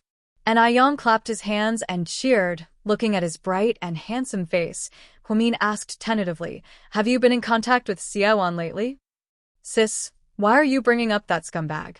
Aiyang's face immediately darkened when he heard the name Xiaoan. Aiyang, don't talk about her like that. She is your mother. Mother, haha, that word is too heavy. Does she deserve it? She's only the mother of that child, not mine. She didn't fulfill her responsibilities as a mother to me. I'm afraid she's ashamed of herself. Aiyang sneered. Maybe she has her own difficulties, Hwamin said tentatively. Difficulties? I don't think there's any reason for a mother to give up on her own son for so many years, not caring if he's dead or alive. Her heart must be made of steel, right? Aiyang smiled bitterly. Seeing his strong reaction, Hwamin didn't dare to bring it up again. Instead, she changed the topic. After New Year's Day, I'll let the company gradually restore your work. Because you're still injured, We'll take on some photo shoots for the next 6 months and release some new singles. Don't take any more fights or tours. Your health is the most important thing. Thank you, Sis Hwamin. What are you thanking me for? You call me sis. How could I mistreat my own little brother?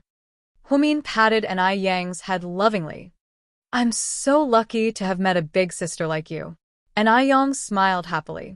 With his dimples, he looked just like the boy next door. He didn't look like a superstar at all. No, I think I'm the lucky one to know you.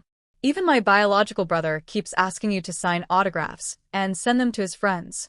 I don't even dare to post photos of us together. My WeChat moments and Weibo are all over the place. Huh. Then I'll blow one up for them now.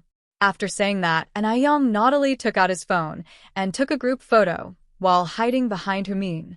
Then he took a picture and posted it on Weibo. Sister Hwamin came to visit me personally. She even invited me to her party. Sure enough, after An Yang posted it, there were 30 to 40,000 comments. His comment section was more harmonious. Most of them were true fans, therefore, everyone was the same. Boss, you're the best.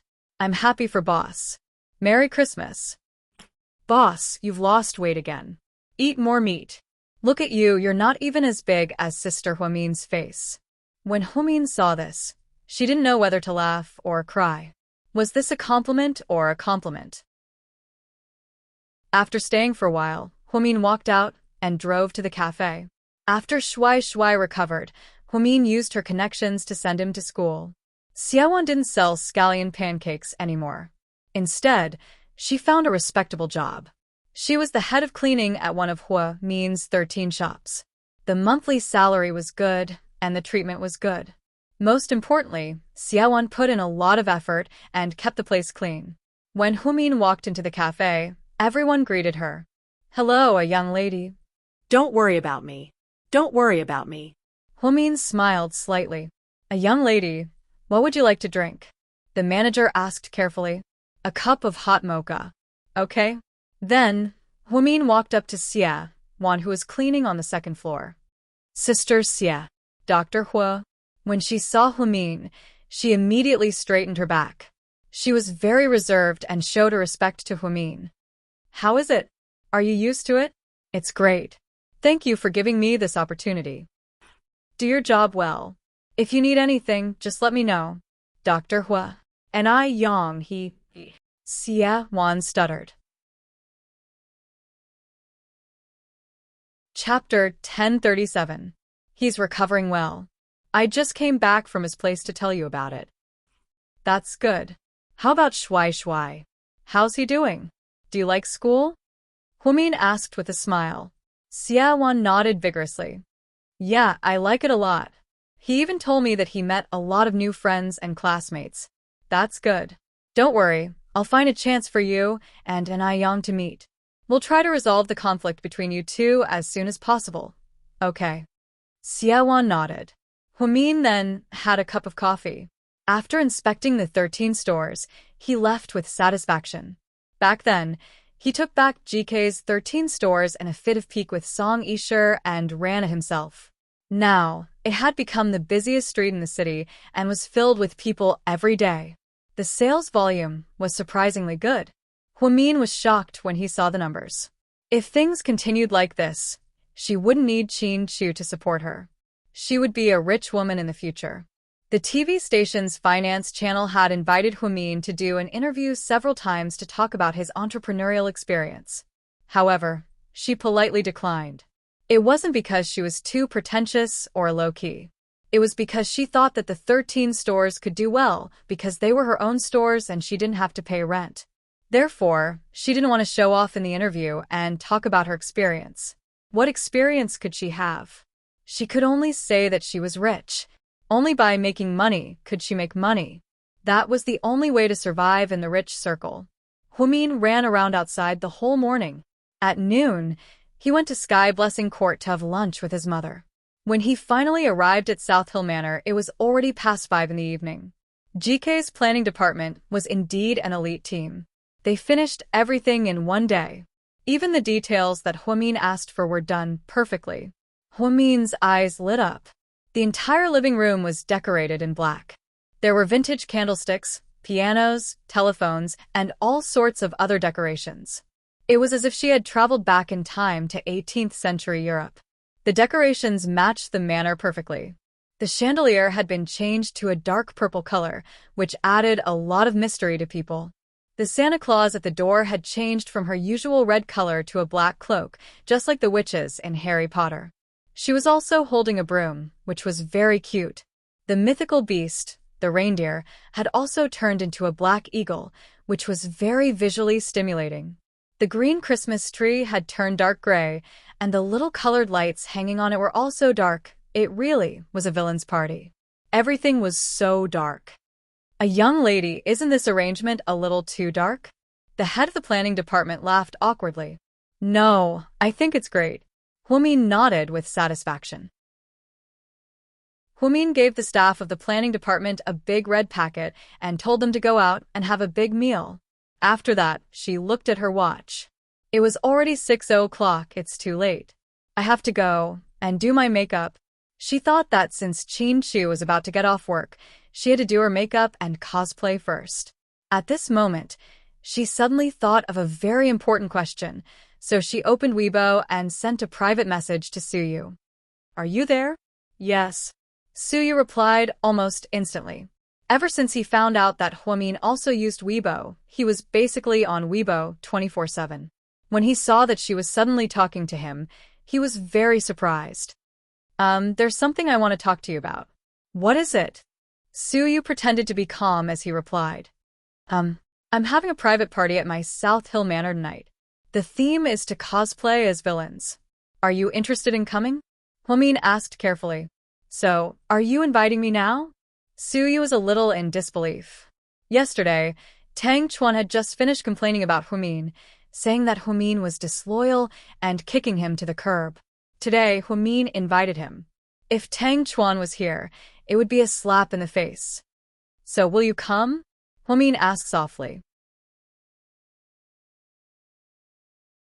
Chapter 1038. Suyu knew that he shouldn't go, because every time he saw Huamin, his heart would sink deeper. However, he couldn't help but agree, because he wanted to see her too much. Suyu wasn't interested in parties or cosplay. The only thing that kept him going was that he wanted to see her. Hurry up, it's almost time. It starts at 7 p.m. You can still make it if you put on your makeup now. South Hill Manor. Got it, Suyu replied. Then see you in a bit. Okay, see you in a bit. Suyu's gaze became gentle. The word see you in a bit sounded so nice coming from Huamin's mouth. Even after he put down his phone, Suyu still had a proud smile on his face and yes, boss, cancel all the plans tonight. Boss, there are 2 important parties tonight. One is the 60th birthday of our business partner, President Liu, and the other is the 1-month-old celebration of Mr. Zhou's son. Both are very important. Before An could finish, Suyu interrupted him. I said, cancel all of them. Don't make me repeat myself. And was slightly surprised, but then he nodded. Okay, boss, I'll arrange it right away. After leaving Imperial Star, Suyu sped all the way back to the Su family. Son, you're back so early. Are you having dinner at home? Mom, what kind of villain do you think I should play? Suyu asked excitedly. What are you talking about? Mrs. Su didn't understand at all. Forget it. I'll think of one myself. After speaking, Suyu jogged upstairs. In the past, his company often held cosplay parties, and he would sometimes join in the fun. Therefore, he had a lot of costumes at home. After Huamin called Suyu, she started a 3-person group chat with Jiang Xiaowei and Zhu Lingling on WeChat while putting on her makeup. Huamin, is everything ready? Pretty girls. Jiang Xiaowei, I'm done. All that's left is my comrade Old Wei. I'll be there soon. Don't worry, I won't be late. Zhu Lingling, I'm done too. I'll reach your house in about 10 minutes. It's time to witness a miracle. Haha. Huamin, Lingling, are you cosplaying as the White Bone Spirit? Why did he make it sound so dangerous? Zhu Lingling, puffed. How is that possible? The white skeleton spirit is so ugly. It's just a pile of bones. I want it to be beautiful. Jiang Xiaowei, Mian, who's coming tonight? Let me know. Humin, other than the three of us, there's also an Aiyong, Emo Shuer, Huisiqian Su. Oh right, there's also Song Yisher. Jiang Shaowei. Wait, I can understand Suyu, but who the hell is Song Yisher? Zhu Lingling, yeah. Don't invite that scheming bitch. Is there something wrong with your brain? Humin, I had no choice. If she wants to come, then so be it. Jiang Shaowei. Damn. Wait for me to torture her to death. Zhu Lingling. Yes, yes, yes, me too.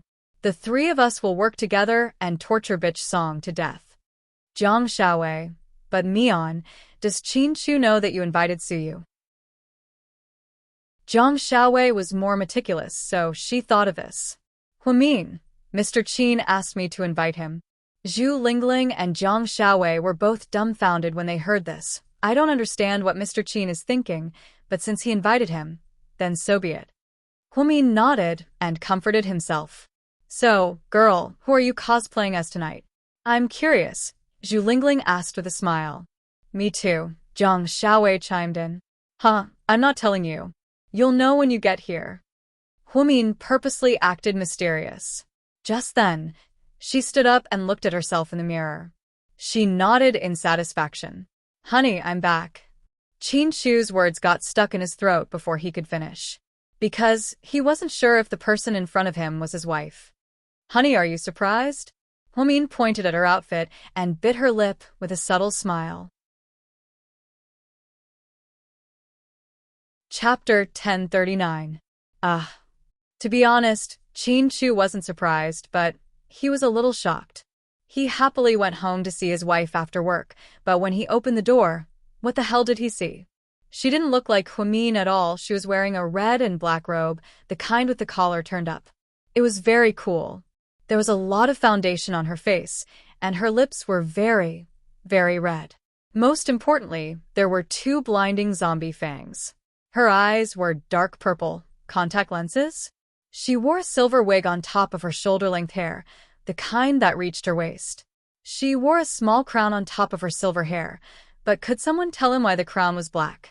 She was cosplaying as a villain, right? Did she have to be so dark? When he entered the house just now, when Qin Chu entered the living room, he thought he had traveled through time. It was dark, and even the candlesticks were eerie. He was indeed shocked. It seemed like Humin had put in a lot of effort to prepare for this party. Honey, so you're cosplaying as a vampire count? Qin Chu was speechless. It was quite childish for an adult to cosplay as a vampire, but it wasn't scary. Humin, on the other hand, was cute as a vampire. No, you're the vampire count. I'm cosplaying as the vampire countess, okay? Humin said confidently. Okay, so you prepared this outfit for me? Qin Chu walked over and smiled. Yeah, if you're not satisfied, you can think of something else.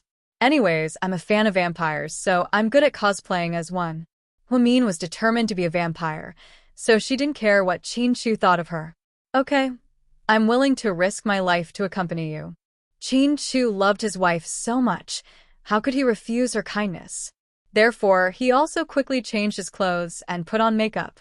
When Qin Chu was done, Humin was stunned when he looked up at him. She was also wearing a black robe. She also had purple contact lenses and crystal white dentures. Her hair was short and silver. His eyes were cold and arrogant as usual. She didn't think that Mr. Qin's rare cosplay as a vampire count would be so stunning. I'll give you 9 points for this outfit. I'm afraid you'll get too proud. Humin gave her a thumbs up. Their outfits matched each other very well. At first glance, one could tell that they were a couple. There was simply no sense of disharmony. My beautiful vampire lady, please come downstairs with me. Our guests are coming. Qin Chu extended his hand in invitation. Humin smiled and put his hand in Qin Chu's. They walked downstairs hand in hand. The butler, Uncle Li, and the maids also wore black robes to match the atmosphere today. Wearing the vampire's fake teeth was simply too adorable. It was almost time. Jiang Shaowei and Zhu Lingling just said in the WeChat group that they were almost here. Humin was about to call them to hurry them up when he saw a black Jaguar parked in the parking lot in front of the door. The moment Gao Ran and Zhu Lingling got out of the car, Huamin was shocked. It turned out that Zhu Lingling really wasn't joking. She didn't cosplay as the White Bone Demon, but she really did cosplay as Snow White's stepmother, the Heartless Queen. She was cosplaying as Angelina Jolie in Sleeping Charm, and she was dressed in a black robe. Not only that, but she also had 2 black horns on her head. It was the kind of outfit that would shock people to death. The good thing was that Lingling was very pretty. Although she was shocked, she was still beautiful. Ahem, you're probably the most beautiful Heartless Queen I've ever seen, haha. Huamin couldn't help but laugh. So, what are you cosplaying as? Qin Shu looked at Gao Ran and asked. Huamin also looked at Gao Ran. He was also wearing a black robe and a golden mask on his face. It was like a mirror that reflected light. It was very novel. Can't you guys tell? I'm obviously very compatible with venomous tongueling. Gao Ran was a little speechless. So you're the queen's husband, the king? Huamin asked tentatively. Chapter 1040. No, he's the magic mirror that accompanies the queen, Zhu Lingling added. Huamin, Qin Shu. The couple was smart, but they didn't realize that Gao Ran was cosplaying as a magic mirror. Then, Zhu Lingling raised her finger and lifted Gao Ran's chin. Magic mirror, who is the most beautiful woman in the world? Queen, you are the most beautiful woman in the world, Gao Ran flattered. Zhu Lingling nodded in satisfaction. Then, Gao Ran added, but Snow White is 1,000 times more beautiful than you. Fuck you, damn police officer. I'm going to kill you. Zhu Lingling chased after Gao Ran and ran around the living room. This couple was the kind that was very familiar with each other and treated South Hill Manor as their own home. Huamin and Qin Shu laughed. Just then, a luxurious Mercedes-Benz RV stopped in the parking lot. Jiang Xiaowei and Wei Liao stepped out of the car. Wei Liao used to drive a Bentley a lot, but ever since he got together with Jiang Xiaowei, he changed his taste. Especially after she got pregnant, Wei Liao basically drove a RV because it was spacious and comfortable. It could accommodate Jiang Xiaowei lying down and sitting down. Wow. Honey, guess what they're cosplaying as? Huamin excitedly held onto Qin Shu's hand. Ahem, you should tell them. I think it's childish. Qin Shu didn't have the heart to tell them when he saw Jiang Xiaowei and Wei Liao's costumes.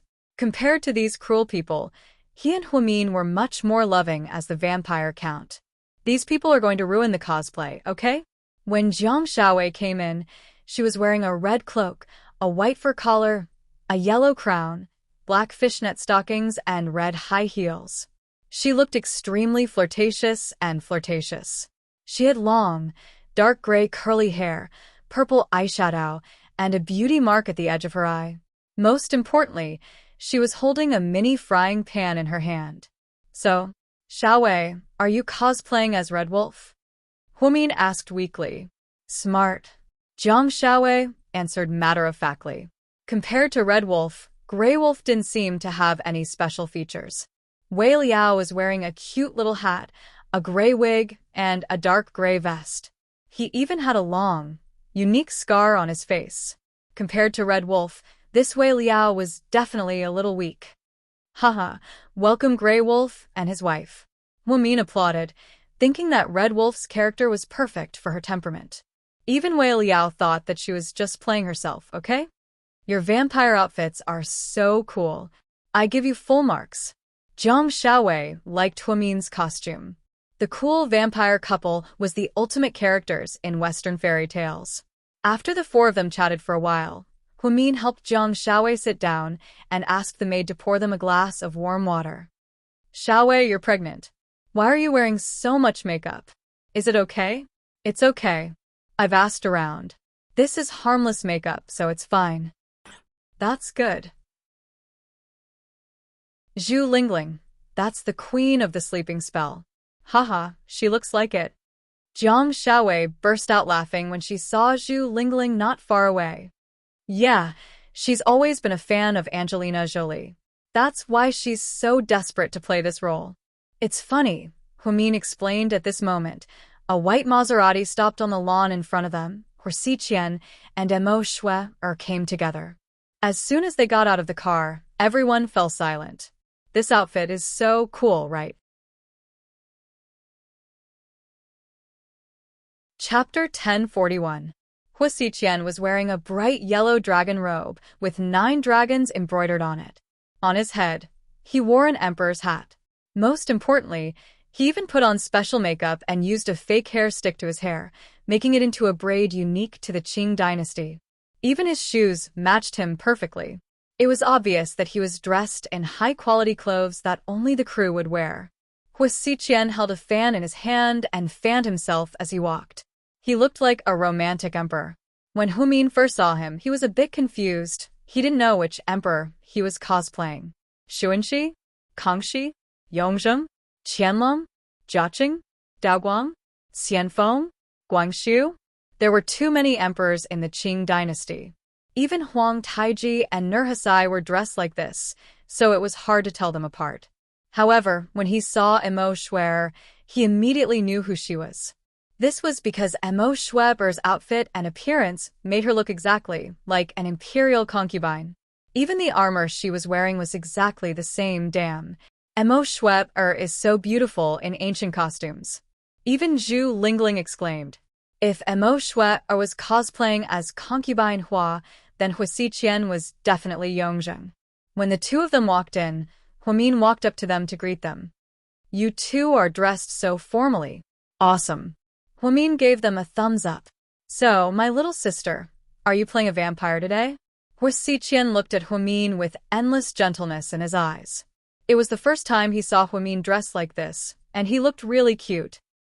Yeah, I've liked zombie teeth since I was young. Finally, I can fulfill a small wish. Huamin smiled shyly.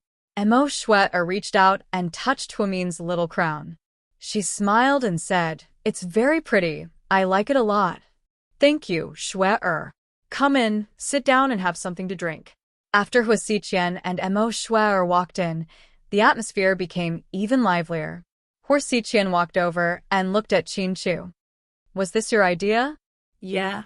Qin Chu nodded, but he didn't seem to like talking to Hua Xiqian. She's so capricious, but she's even cuter when she's capricious, Hua Xiqian sighed. Qin looked at Qin Chu was captivated by Hua Xiqian Humin. The next person to enter was Ni Yang, who came with Sister Ingzi. She drove Ni Yang's own Porsche sports car. It was dark red, very beautiful, and very eye-catching. Ni Yang's cosplay was very cool. He was the most eye-catching character in Grave Robbers Chronicles. Zhang Qiling Hua Xiqian was wearing a black hoodie with a large hoodie over his head, making him look even more mysterious. His right hand was bandaged with white gauze, and he held a black knife in his other hand. As his assistant, Sister Ingzi was also dressed in a standard grave robber's outfit, which was all black. It was a perfect match for today's theme. Huamin patted Ni Yang's head lovingly. You little brat, why are you dressed up like this? Are you trying to steal the show? Sister Huamin, you're so cool as a vampire. I love you. Ni Yang reached out and touched Huamin's fake teeth. He was having a lot of fun. You two should go in, it's cold outside. Huamin quickly took care of them. Huamian looked at the time and realized that it was almost 7:30 p.m. Everyone was here. The only ones who didn't come were Su Yu and Song Yishur. Did the two of them change their minds at the last minute? Why don't I see Lord Su? Jiang Shaowei asked loudly. Wei Liao froze. Did Lord Su say he's coming? Obviously, he didn't know. Jiang Shaowei nodded. Yeah, Mian said in the WeChat group that Lord Su is coming. Before Huamin could say anything, the black Lamborghini 6th Elemental slammed on the brakes and stopped in the parking lot in front of the door. His speed was astonishingly fast. No one saw how he drove in, but the car was already parked. As expected of a top-notch sports car, it was just that awesome. Compared to before, all the other cars were nothing but trash. Wow, it really is Lord Su's car. Wei Liao was obviously a little excited. He was originally here to accompany his wife and wasn't familiar with the others. Now that Su Yu was here, everything was fine. He just had one more person to accompany him. When Su Yu got out of the car, he walked very slowly. When the people inside saw him through the glass, they were all stunned. What is Lord Su cosplaying as? Wei Liao was also confused. He had gone to many cosplay parties with Suyu before, but he had never seen Suyu dressed like this. Chapter 1042. Everyone watched in silence as Suyu walked in step by step. He wore a luxurious black suit with a pair of black wings on his back. The edges of his wings glowed with a golden light. His long black hair flowed down like a waterfall, and his 10 fingers were covered with black nails. It was definitely a dark style. He wore a silver mask that only covered half of his face. His eyes were covered with red-colored contact lenses, creating a scarlet effect. There was a red gem embedded in his forehead, which was especially beautiful. Huomin looked at Suyu tonight. He exuded an extremely seductive beauty. Yes, that's right. He was described as seductive and beautiful. At this moment, Huomin felt that the character he was cosplaying as today was the pinnacle of villains. No one could surpass this person. Lord Su is so seductive, Jiang Shaowei exclaimed. Holy shit, his mask and wings are so beautiful. Zhu Lingling also looked at him in a daze. Does anyone know who he's cosplaying as? Gao Ran thought that although Suyu's costume was amazing, who was he cosplaying as? He had never seen such a costume before, so he didn't know immediately. Qin Chu, on the other hand, was relatively calm. He quietly watched as Suyu walked in step by step. Huomin, let's make a bet. I think he's cosplaying as Zeus, Jiang Shaowei said with a smile. With Suyu's arrogant personality, he should be cosplaying as the Supreme Emperor. Wei Liao reminded her, slightly, Zeus is the king of the gods. He's the king of the 3rd generation in ancient Greek mythology. He's the head of the 12 gods of Olympus and the supreme god who rules the universe. I know all this. You don't have to explain it to me, Jiang Shaowei replied. I know you understand, but you have to know that Zeus is a positive character. He's a god, and today's theme is villains. I don't think Suyu is a Mary Sue. He knows that today is a villain's cosplay party, but he still pretends to be innocent, Wei Liao explained. Jiang Shaowei was immediately at a loss for words. Indeed, how could she have overlooked this point? She only thought that Suyu was cosplaying as an ancient Greek god and forgot that today was a villain's banquet. Huomin, do you know? Jiang Shaowei felt that Huomin was experienced and knowledgeable, so he might be able to tell. He is cosplaying as Lucifer, Huomin slowly. Fallen angel Lucifer? Gao Ran froze and asked with uncertainty. Okay. Huomian nodded. Who's Lucifer? How come I've never heard of this person? Zhu Lingling was also confused. Horse Siqian smiled and said, as expected of Suyu, he's amazing, cosplaying as Lucifer.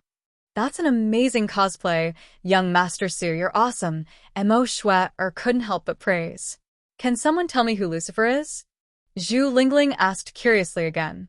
Qin Chu walked out from behind the crowd and slowly said, Lucifer was a god in Roman mythology, but later, he fell and became a demon.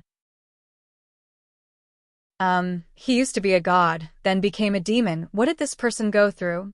Zhu Lingling didn't know much about European, Greek, or Roman mythology, so she didn't know anything about it. However, she knew that Suyu's cosplay wasn't simple, and he was incredibly handsome. Just the huge wings, the silver mask, and the crimson eyes alone were enough to stun everyone present. Huomin, can you explain to everyone? Jiang Shaowei took a sip of water from the table and said. Out of everyone present, only Qin Chu, Jiang Shaowei, and Huomin knew about Lucifer's background. This was because the 3 of them were all researchers of ancient Roman mythology. Since the others didn't know, they naturally had to explain. Chapter 1043. Huomin nodded and then slowly said, Legend has it that Lucifer was once God's most favored angel. He was called the Seraphim and was envied by all the angels. He often appeared in the temple and accompanied God. Many fairies liked him, but he was unmoved. Later, he fell in love with a girl during a mission, but that girl came from hell and was a demon. In order to be with her, Lucifer betrayed God and cut off his angel wings to accompany the girl to live with the demons. However, he was not accepted by Satan and was rejected by all the demons in the demon race. But for the sake of love, he did not hesitate. Later, the woman he loved betrayed him and got entangled with the demons. Lucifer was heartbroken and left the demon race, but he was chased all the way. When he finally escaped from the demon race's hell, he was surrounded by his former colleagues, the angels. The main angel had always been jealous that Lucifer was once favored by God, so he was ruthless and swore to destroy him. Thus, under the pursuit of the demons and angels, Lucifer cast a spell and burned himself alive. He was proud and arrogant, and even if he died, he would die alone. He did not need anyone to do anything.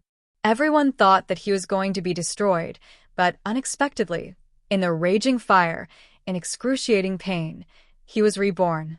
This time, his wings turned black and his eyes turned blood red. His magic power increased greatly, and with anger and hatred, he buried all the angels and demons that tried to kill him. From then on, he traveled between heaven and hell alone. He always waited quietly by himself, but no one knew what he was waiting for. He became the loneliest person in the world. He had no lover, no family, no friends, only one person. Later on, he was called the Fallen Angel. After listening to Huamin's explanation, everyone sucked in a breath of cold air. It turned out that this was such a complicated character, and he even had such a sad but beautiful story. While they were talking, Siu had already walked in. Huamin walked over and welcomed him as the host. He took the initiative to extend his hand. "Welcome, Lucifer." Suyu looked at Huamin, and the expression in his eyes gradually softened. He smiled, then reached out and shook Huamin's hand. At the moment of contact, Suyu felt as if an electric current was flowing through his entire body, but after a short handshake, he let go, very gentlemanly. Even if he wanted to hold Huamin's hand for a while longer, he would never embarrass Huamin out of selfishness. "Lord Su, you did a great job today." Wei Liao gave him a thumbs up. Suyu smiled and walked towards Wei Liao. "Mian, can we start now?"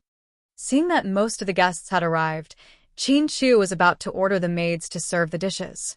Huamin replied, "Song Yisher isn't here yet." "Song Yisher, did you invite her?" Hua Xiqian found it a little funny. "She probably won't come." "If it were me, I wouldn't come either." "Isn't she asking for a snub?" Zhu Lingling said. Just as they were talking, Zhang Xiaowei saw another car outside the window. It was a black Rolls-Royce. It seemed like Song Yisher had made up her mind to be in the limelight today. "No need to ask, she's here." Zhang Xiaowei pointed out the window and said. Just then, everyone looked over. The black Rolls-Royce stopped in front of the door, and the driver got out to open the door. Song Yisher slowly walked out of the car. Her appearance was truly shocking. Zhang Xiaowei sneered. "I knew she would be like this today." Chapter 1044. That bitch really can't change her ways. She's still trying to play tricks at a time like this. Disgusting, Zhu Lingling said. Song Yisher's outfit was grand and beautiful. She wasn't cosplaying as a villain, but rather, she was dressed as a mermaid. She was wearing a dark blue dress with a transparent lace hemline. Below was a fishtail skirt that wrapped around her hips. The skirt was sewn with countless crystals that shone with golden light. She wore a blonde wig with long hair and held a golden scepter in her hand. She had exquisite makeup on her face and was dressed like a mermaid princess. She was beautiful, but she wasn't a villain. So she's not here to attend the party, but to participate in a beauty pageant. Emo Schweb sneered. "Okay, the scheming bitch is here. Everyone can fight as much as you want, no need to hold back." Jiang Xiaowei rubbed her palms together, as if she wanted to have a good fight with this woman. "She's here to be tortured, damn it." Zhu Lingling didn't like Song Yisher's appearance and cursed. "Mian, did you tell Song Yisher the theme of today's party?" Hua Xiqian looked at Huamin with a smile. "I did," Huamin replied calmly. Since he invited her, he wouldn't be so bad as to not tell her the theme. However, she didn't respect the host and didn't dress according to the rules. Was it really okay for her to pretend to be a mermaid princess among so many bad guys? Qin Chu didn't even bother to look at her and said, Uncle Lee, get ready. Let's eat. Yes, sir. Uncle Lee followed Chin-Chu's instructions and went to the kitchen to prepare the dishes. Song Yisher walked in on her crystal high heels and smiled shyly. Sorry, am I the last to arrive? It's okay, it hasn't started yet. Huamin chuckled. Miss Song doesn't seem to understand. I remember Huamin saying that this is the villain's Christmas party, right? Is it really okay for you to pretend to be a mermaid? Jiang Xiaowei made the first move. Huamin did say that, but I really don't know which villain to cosplay as. After all, I've never played something like this before. Also, Huamin never said that I couldn't cosplay as a good character. Song Yisher smiled sweetly, as if she was innocent. She also emphasized that Huamin did not say that she was not allowed to dress up as a mermaid. It's okay, as long as you like it. Everyone, take a seat. We can start eating now. After Huamin finished speaking, everyone took their seats. Uncle Lee and the maids began to serve the dishes. Huamin was very generous. He prepared sirloin steak, foie gras, caviar, fruit salad, Boston lobster, stewed clams with papaya, abalone rice. Everyone was presented with an exquisite set meal that tasted amazing. Oh my God! Did your chef make this? Jiang Xiaowei exclaimed. Yeah. His cooking is on par with the chefs at five-star hotels. It's so authentic. Because Jiang Xiaowei was pregnant, her appetite was especially good. She could eat a lot. Wei Liao quickly handed her a tissue. Slow down a little, you don't have to eat. I'll give you mine too, don't rush. There's a lot in the kitchen. Everyone eat as much as you want. Bring out the red wine, Chin-Chu ordered. Then, Uncle Lee went to bring out a box of red wine and placed a bottle next to everyone. Chin-Chu never spent as much money as Suyu, but he was definitely a super rich person. A bottle of wine cost more than 200,000, but he was so generous that he could give everyone a bottle. Zhu Lingling held the bottle and looked it over. For an alcoholic like her, she loved it so much that she couldn't put it down. At the long dining table, two people sat across from each other. Chin-Chu and Huamin sat at the head of the table, facing each other. Hor Xiqian and Mo Shui. Anai Yang and Sister Ingzi. Gao Ran and Zhu Lingling. Wei Liao and Jiang Xiaowei. In the end, only Suyu and Song Yisher were left. The 12 of them were very neat. However, Suyu seemed to be very impatient as he sat across from Song Yisher. He didn't even raise his head to look at her. He didn't even remember Song Yisher's name before. He didn't have a good impression of her at all. After the maids filled everyone's glasses with wine, everyone raised their glasses. Come. To thank Huamin and Chin-Chu for their hospitality, let's drink first. Jiang Xiaowei was the happiest. Suddenly, Huamin said, Wait a second. Chapter 1045. What's wrong? Chin-Chu looked at her with concern. Uncle Lee, get me some water. Xiaowei can't drink red wine. Luckily, Huamin reacted quickly. Otherwise, Jiang Xiaowei would have gotten away with it. I'll only drink a little, Jiang Xiaowei whined. No, you're pregnant. You have to think about the baby. Huamin was firm. Then can I drink fruit juice? Jiang Xiaowei pouted. No, there's preservatives in fruit juice. You can only drink water, Huamin said fiercely. As expected, Jiang Xiaowei wilted. Uncle Lee quickly took away Jiang Xiaowei's wine and gave her a big glass of water. Wei Liao looked at Huamin gratefully. You're the best. If it were me, my head would have exploded with a frying pan. After Wei Liao finished speaking, everyone burst into laughter. Song Yisher wasn't familiar with everyone, so she didn't seem to fit in. During dinner, everyone took out their phones to take photos and post them on Weibo and WeChat. Huamin posted a group photo, and then another photo with Chin-Chu. It was very sweet. However, after posting it on Weibo, Huamin's true fans couldn't stand it. Some people were praising the vampire couple for their love. Half of them insisted on why the mermaid princess seemed so out of place in the line of people from the dark school. Everyone was bad. She was the only good person. What a bitch. Dr. Hua, why did you bring your love rival to your house? You have to be careful. Mistresses are everywhere these days. Someone was surprised. Wow, Dr. Hua and Lord Su are in the same frame. What a rare sight. Huamin didn't bother to reply. Song Yisher did not stay idle either. She also took a selfie and posted it on Weibo. But please note that she only sent it to herself. She only said, "I'm attending a cosplay convention. What do you think of my outfit?" Then, the brainless fans below exploded. Full marks, full marks, full marks. She's already unbelievably beautiful. Goddess, you are so beautiful. You are as beautiful as an angel. Song Goddess, your little mermaid is so beautiful. I want to save her as my desktop. Goddess, Goddess, you're always so beautiful and charming. I love you. I'm already so beautiful that I'm crying. Like me if you like the song Goddess. Your Highness, please accept my kneel. Goddess, please debut. Once you debut, I guarantee that all the female celebrities in the entertainment industry will become your side dishes. That's right, that's right. Emo Shui Jian Tong, Annie Liang, they were all crushed by you. Most of them were flattering her. Some passers-by even asked, "Huh?" Dr. Hua and Dr. Jiang posted this picture, but they're all cosplaying bad guys. Why are you the only good guy? That's so strange. Thus, the passers-by and Song Goddess fans started arguing again. What does it have to do with you guys? My goddess doesn't look like a bad guy, and she won't cosplay as a bad guy. Only those with a dark heart can cosplay as a bad guy. This sentence angered Huamin's fans, Zhang Xiaowei's fans, and Suyu's fans. The four fans started arguing. It was extremely lively, but Song Yisher didn't care. In her eyes, those fans were just a bunch of idiots. She really thought of herself as a high and mighty goddess. During the banquet, Song Yisher looked at Qin Chu lovingly and asked, "All right, Qin Chu, how are your injuries?"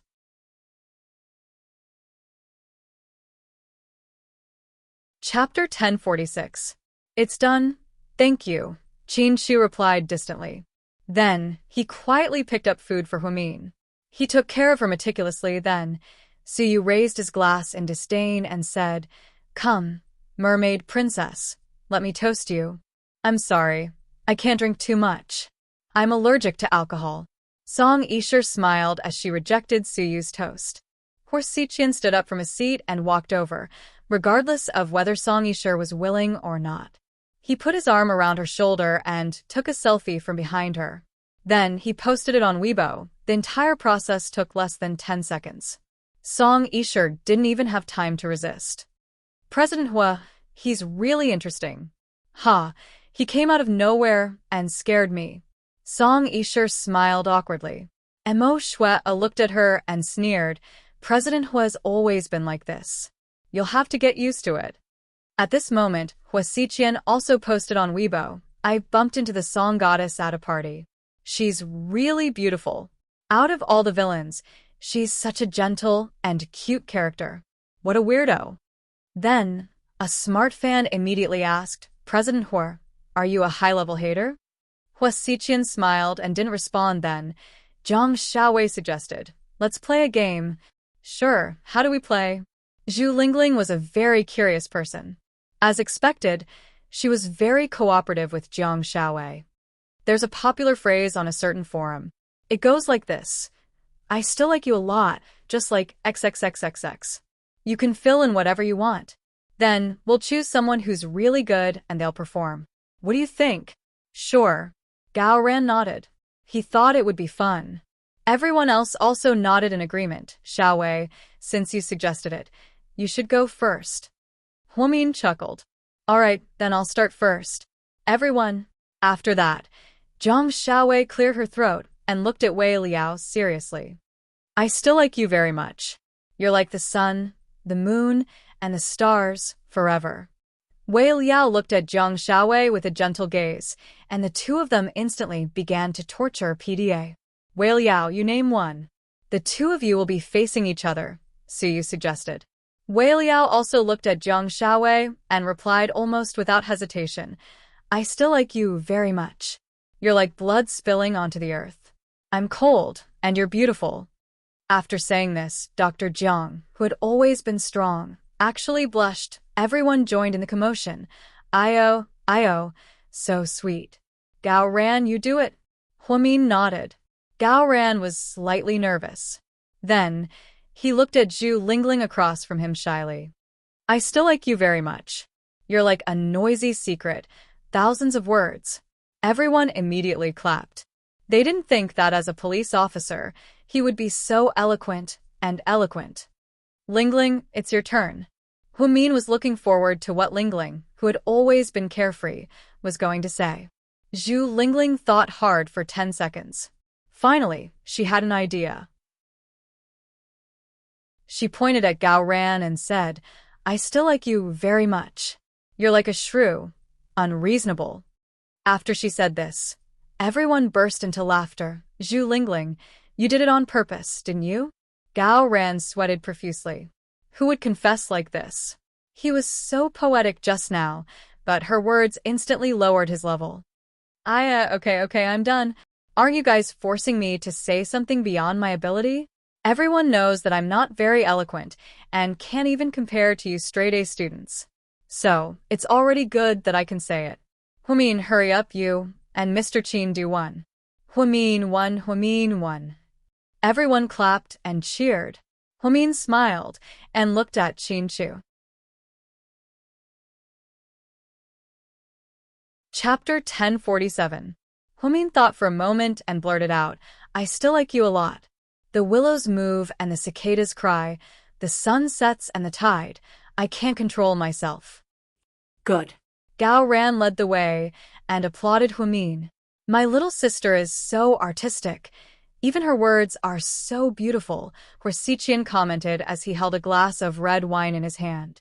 Before anyone could call his name, Qin Chu looked at Huamin lovingly and replied, I still like you a lot. You're like the stars that travel through the night for billions of years, without a single complaint. Holy shit, that's awesome, so magnificent. Gao Ran and Wei Liao both gave Qin Chu a thumbs up. And I Yang, you do one. Huamin smiled at an I Yang. I still like you a lot.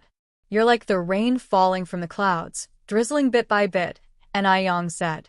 Sister Ingzi immediately said, a young lady, I won't join in the fun. I really don't know how to. Then Shui will do it. Huamin tilted his head and looked at Mo Shui. She elegantly put down her chopsticks and looked at Xiqian affectionately. I still like you a lot. You're like the petals that fall all over the ground, leaving no gaps. I still like you a lot. You're like the yellowed bridge in the old story, half deaf and half mute. Xiqian immediately replied before anyone could call his name. Just then, Wei Liao looked at Suyu. Lord Su, it's your turn. He lowered his head and didn't look at Song Yisher, who was sitting across from him. He slowly said, I still like you a lot. You're like the storm that passes through the sky. Not bad, everyone praised. Finally, Song Yisher was left. She tilted her head and looked at Qin Chu, who was not far away. Then, she said gently, I still like you very much. You're like the wind, traveling 8,000 miles without asking when you'll return. There was nothing wrong with what she had just said. But the problem was that no one liked her. She was the public enemy. When Jiang Shaowei heard what she said, she immediately smiled. What are you laughing at? Song Yisher looked at Jiang Shaowei with some displeasure. From the perspective of physics, if the wind travels 8,000 miles per hour, it will take at most 2 months. So, why don't you just change it to, I still like you very much, at most 2 months? After Jiang Shaowei finished speaking, everyone laughed in low voices. Song Yisher's expression immediately changed. She didn't expect that Jiang Shaowei wouldn't give her any face. She openly refuted her and rejected her. She was not someone to be trifled with, so she asked directly, Dr. Jiang, is there some misunderstanding between us? Misunderstanding? What misunderstanding? Do I know you that well? Jiang Shaowei asked nonchalantly. Song Yisher was immediately speechless. Ahem. Slightly, you should eat more. Wei Liao felt that it was quite awkward for his wife to argue with someone else. Okay, everyone, let's vote. Who said the best? Let's vote. The one with the most votes wins. Zhu Lingling suggested. I vote for Qin Chu, Gao Ran said. I vote for Huamin, Zhu Lingling said. In the end, everyone gave their opinions. After checking the votes, Huamin and Qin Chu had the highest votes. Huamin had one more vote than Qin Chu. This was because Hua Xiqian and Su Yu both voted for Huamin. So, Ms. Huamin, please perform for us. After Jiang Xiaowei finished speaking, everyone immediately applauded. Hey, I really don't know how to do anything, haha. Honey, do you want to sing for them? Qin Chu asked with a smile. I don't want to sing. I don't want to scare them. Huamin knew that she wasn't good at music and was often out of tune. Therefore, she was very self-aware. There are 2 grand pianos in the living room. Sister Huamin, why don't you play for us? Anayang was very interested in the instruments and immediately suggested. Piano? I haven't played in a long time. Huamin smiled embarrassedly. It's okay, even if you play 2 tigers, we won't mind. Gaoran looked at Huamin and said with a smile. Huamin, why don't you play Reminiscences of Don Juan for us? I want to hear it. Song Yisher smiled. Reminiscences of Don Juan? It's one of the 10 most difficult piano pieces in the world. Miss Song, does your mother know that you're making things difficult for others? Jiang Xiaowei coldly glanced at Song Yisher's face. But Huamin is a genius. She should know how to play it, right? Song Yisher was still smiling like a blooming flower, but her expression was infuriating. Chapter 1048. Without waiting for anyone else to speak, Song Yisher smiled and said, But Huamin, if you don't know how to play, no one will blame you. After all, you're not a professional musician and you've never studied abroad. It's normal that you haven't heard of Master Franz Liszt. Song Yisher felt that Huamin might not even know who Franz Liszt was, let alone play his classic memories of Don Juan. Everyone present could tell that Song Yisher looked down on Huamin's education and erudition. Qin Chu frowned slightly. She stood up and was about to ask the guest to leave. However, Huamin pressed her shoulder to stop her husband from getting angry. Qin Chu saw that Huamin was very calm and knew that she knew what was going on.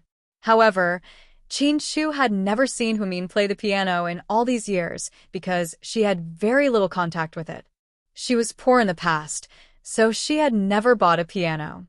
Later, when she grew up and studied medicine, she did not have the opportunity to learn.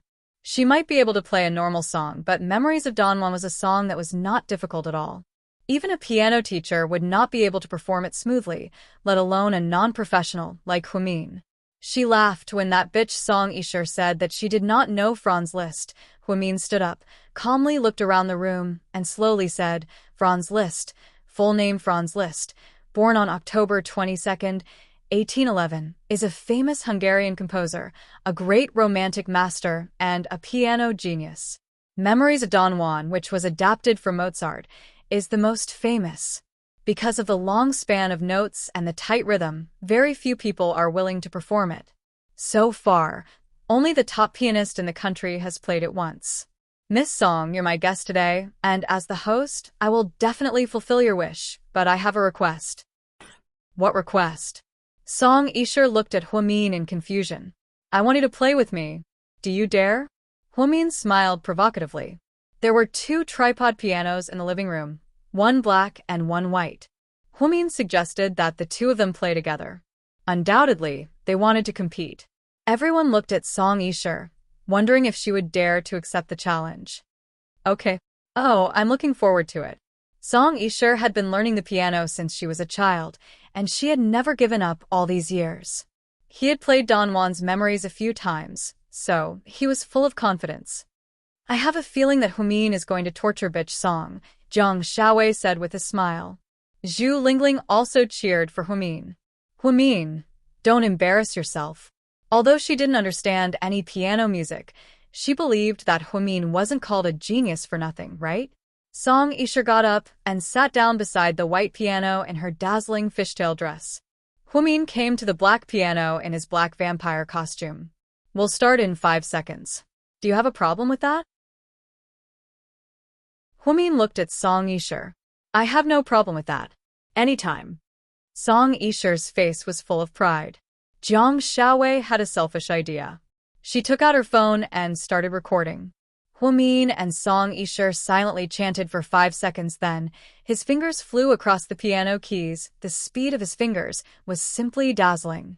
And it was getting faster and faster. Song Yisher had just played a bar when she realized that not only did Hwamin know how to play Franz Liszt's famous song, but he also seemed to be familiar with it. While she was distracted, her speed slowed down, and Hwamin overtook her. The rhythm was slightly disrupted. Song Yisher panicked and immediately chased after him. But no matter how hard she chased, she couldn't catch up. Hwamin finished playing in one breath. She was still stuck at the end of the third bar. Hwamin didn't wait for her to get up. He stood up and bowed. "Thank you, everyone. I've embarrassed myself. I've known her for so long, but I didn't know that she was a piano expert." "Chin Chu, did you know?" Gao Ran looked at Chin Chu and asked curiously.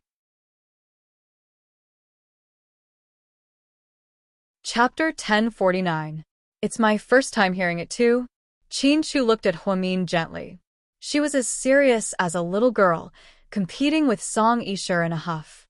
After she won, she smiled proudly, as if she had returned to the competitive Hwamin of her youth. "I don't understand, but I know that our Mian won." Yay. Zhu Lingling made a peace sign.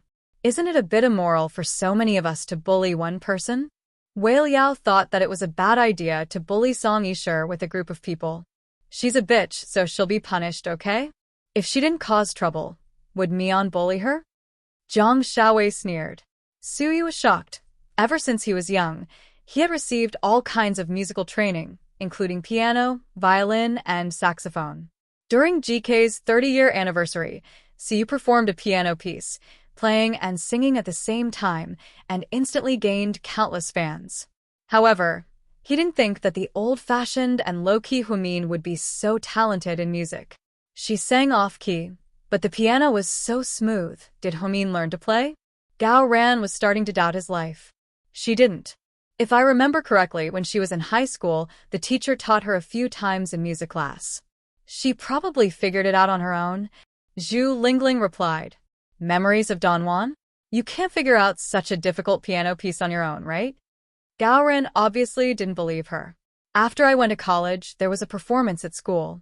I studied it for a few days and wanted to perform at the New Year's Eve party. The party was suddenly cancelled, so I didn't perform. However, I remembered the melody." Hwamin smiled. How long ago was that?" Gao Ran was dumbfounded. "Not long ago, when I was a sophomore. It was winter." In his second year, Hwamin was only 19 years old. Now, he was 24 years old. 5 whole years had passed. Hwamin could still vividly remember the piano lessons he had learned in the past few days. He had to admit that they were very, very powerful. After playing the Song Yisher stood up and retorted, "That's impossible. This song can't be memorized without at least 5 years of practice." "Oh, is that so? I'm sorry, but I only practiced for less than 5 days," Hwamin said confidently. She was not bragging. She had only been learning for less than 5 days. Suyu was a little shocked. As a music expert, he knew the difficulty of this piano piece. He also knew that even if he practiced for 5 years, he might not be able to play Hwamin so quickly and smoothly. Perhaps this was the so-called talent? Is Miss Song a sore loser? Zhu Lingling sneered. Song Yisher's expression immediately turned ugly. To be fair, let's find someone who knows music to judge. "Miss Mo, you've been a singer for many years, so you can be considered an expert. Why don't you be more objective? We don't want people to say that we're biased," Zhang Xiaowei suggested. Mo Shue'er turned around and looked at Hwamin, then looked at Song Yisher. Then he smiled and said, "To be honest, I can't play this piano piece by Master Franz Liszt, but I can listen to it. Miss Song does play well, and I can tell that she's a professional at first glance. She's learned it before, so the details are handled very well. As for Hwamin, she plays very quickly and the rhythm is correct, but the details are rough. However, Hwamin isn't a professional, nor has she learned it before. For her, who has only learned it for 5 days, to play it like this, I think it's very scary. At least, I've never met such an abnormal genius." After speaking, Emo or sat back down. Song Yisha returned to her seat unhappily. Then, she looked at Qin Shu and asked, Qin Shu, you've been learning piano since you were 3 years old, so you should know more than anyone else here. Why don't you say something?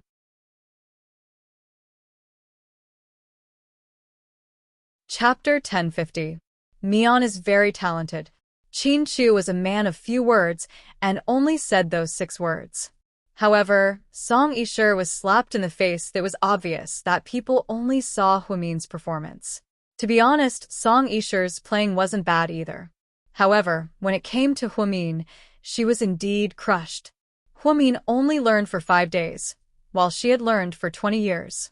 The difference wasn't small.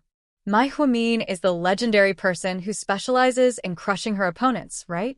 She's too scary. And I Yang laughed. I was just playing casually, don't take it seriously. Come, let's continue eating. Huamin, on the other hand, was satisfied.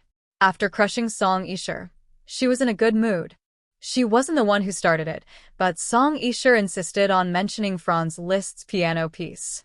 Otherwise, she really only wanted to play a simple Christmas song for everyone. How nice would that be? Why did she have to be so pretentious? Honey, are you tired? Qin Shu grabbed Huamin's hand and placed it in his palm. Then, he carefully rubbed it. Huamin picked up the glass of red wine with her other hand and took a big gulp. She was indeed quite tired after playing it in one go. Jiang Shaowei lowered her head and posted the video on her Weibo. The caption said, "Our 2 pianists are competing. Please comment." Then, not only did this video go viral on Weibo within an hour, it went viral on all the major media outlets. Many piano experts jumped out to comment. Only Song Yisha's brainless fan continued to say blindly, "My goddess is still the winner. Goddess, you're the best. You're beautiful and everything you do is reasonable. Huamin is no match for you." Then, some passers-by couldn't stand it anymore and directly replied to Song Yisha's brainless fan, "When did you become blind?" One of the most famous comments was this: "The girl in black's piano technique is not correct, and her sitting posture is not very right. She is obviously a layman, but a layman can quickly play the most difficult piano piece of Master Liszt. This person is amazing. If she wants to learn well, her attainments will be very high." Many famous musicians didn't know who Huamian and Song Yisha were, so they described them as white clothes and black clothes. Most people did not comment on Song Yisha and directly ignored her. Because Huamin's performance was too shocking, there were even a few piano masters who directly asked for Huamin's contact on Weibo, wanting to take him in as a disciple. Then, a fan who understood the truth said, "Accept a disciple? You may be willing, but are they willing? She's the chief physician of Southside's neurology department and a young lady of GK. Why would she be so bored as to learn piano? Wake up, it's okay to dream for a while. If you keep dreaming, then it's wrong." Jiang Shaowei also did not think that this short video would cause such a huge chain reaction. After Song Yisha saw Weibo, she exploded in anger. She directly asked Jiang Shaowei, "Who told you to selfishly post this on Weibo? Did you ask me? Friends are gathering to learn from each other. It's not something shameful. Why can't I post it? Why should I ask you? I didn't mean to slander you. Those words were said by the netizens, not me. What's the point of asking me?" Jiang Shaowei directly pushed all the blame onto her. Song Yisha was so angry that her face turned pale. She suddenly felt that she shouldn't have come to this party today. Not only did she not receive Qin Shu's special treatment, but she also did not receive any special treatment from him. She was also ruined by everyone. Huamin, is this how you treat your guests? Song Yisha couldn't out-talk Jiang Shaowei, so she directly targeted Huamin. Huamin picked up a piece of steak and was just about to eat. However, when he heard what Song Yisha said, he put it down. Then he replied with an extremely innocent look, "How am I treating my guests? Did I make you thirsty or hungry? Did you not eat the steak? Did you not drink the red wine? Did I not greet you when you came in?"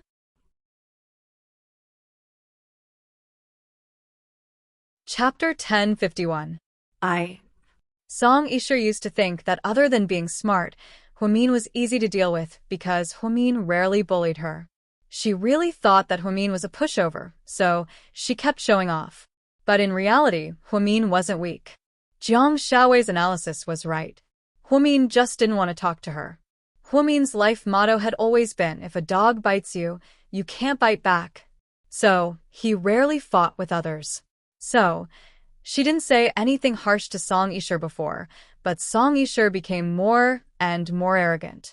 Now, Hwamin's words made Song Yisher speechless, making her lose face. Hwamin was right. If you want to come to my party, fine, I'll let you come. But you broke the rules and dressed up as a mermaid to steal the limelight. That's fine too. You said you wanted to play the piano, so I played with you. Now that you're being attacked, you're trying to slander me. That's your fucking fault. I'm feeding you, drinking you, and playing with you. In the end, you're saying that I don't treat my guests well enough. What are you trying to do? Miss Song is the mayor's daughter. She's from a wealthy family. Maybe she's not suitable to play with us. People who walk different paths can't make plans together. If that's the case, Miss Song, why don't you leave? You don't want to disturb our mood. Zhu Lingling said this. She had been unhappy with Bitch Song for a long time, so she and Jiang Shaowei had been attacking her. Now that she had an excuse, she started to chase her away. Song Yisher's appearance was the biggest blemish of today's party. If she wasn't here, everyone would be in a better mood. Originally, they thought that after Zhu Lingling said this, Song Yisher would be shy and leave. However, the most shocking thing was that she didn't move at all. After 5 seconds of silence, she sneered and glanced at Zhu Lingling's face. Are you the owner of this place? What right do you have to kick him out? I did it for Hwamin, so what? Zhu Lingling tilted her head and retorted. Why should Hwamin replace you? Can't she say it herself? If it's Hwamin who wants me to leave today, then fine, I'll leave. If it's not Qin Shu and Hwamin, then everyone else, please shut up. Song Yisher was really going all out. She actually said something that disregarded her status. Of course, Qin Shu wanted to kick her out, but Hwamin didn't want to fall out with her. If Song Yisher was kicked out today, then once she left South Hill Manor, who knew how she would slander them and complain about her grievances? So, Hwamin smiled and said, forget it. Since you're all here, let's have fun. I, Hwamin, haven't mistreated anyone. I hope that everyone can respect each other and stop causing trouble. Hwamin's words stopped everyone from arguing with Song Yisher. It was meaningless. At this time, everyone was almost done eating. There was only red wine left in their glasses. Gao Ran suggested, why don't we play truth or dare? Hey, that sounds good. Let's play. Zhu Lingling loved to kick up a fuss, especially when it came to Gao Ran's suggestion. Then, everyone nodded in agreement. They all expressed their support for Gao Ran's idea. How do we play? Master, please tell us the rules. Jiang Shaowei looked at Hwamin. Honey, go ahead. Perhaps it was because Hwamin had a lot to drink, but she leaned her head on Qin Chu's shoulder and looked at him sweetly. Qin Chu didn't let his wife down. He thought for a moment and said, let's play rock, paper, scissors. One person can choose an opponent. Rock, paper, scissors will determine the winner. The loser can choose truth or dare. That's good. I'll go first. Jiang Shaowei was eager to try. Sure, Shaowei can go first. Who do you want to challenge? Hwamin asked with a smile. You're tuning in to the Dreamy Chapters YouTube channel. We're so grateful for your support, and don't forget to subscribe to join us on this incredible journey through captivating stories. Your generosity through donations truly makes a world of difference, as it's the primary source of revenue that allows me to expand and enhance this channel for you. Thank you from the bottom of my heart for being a part of this adventure.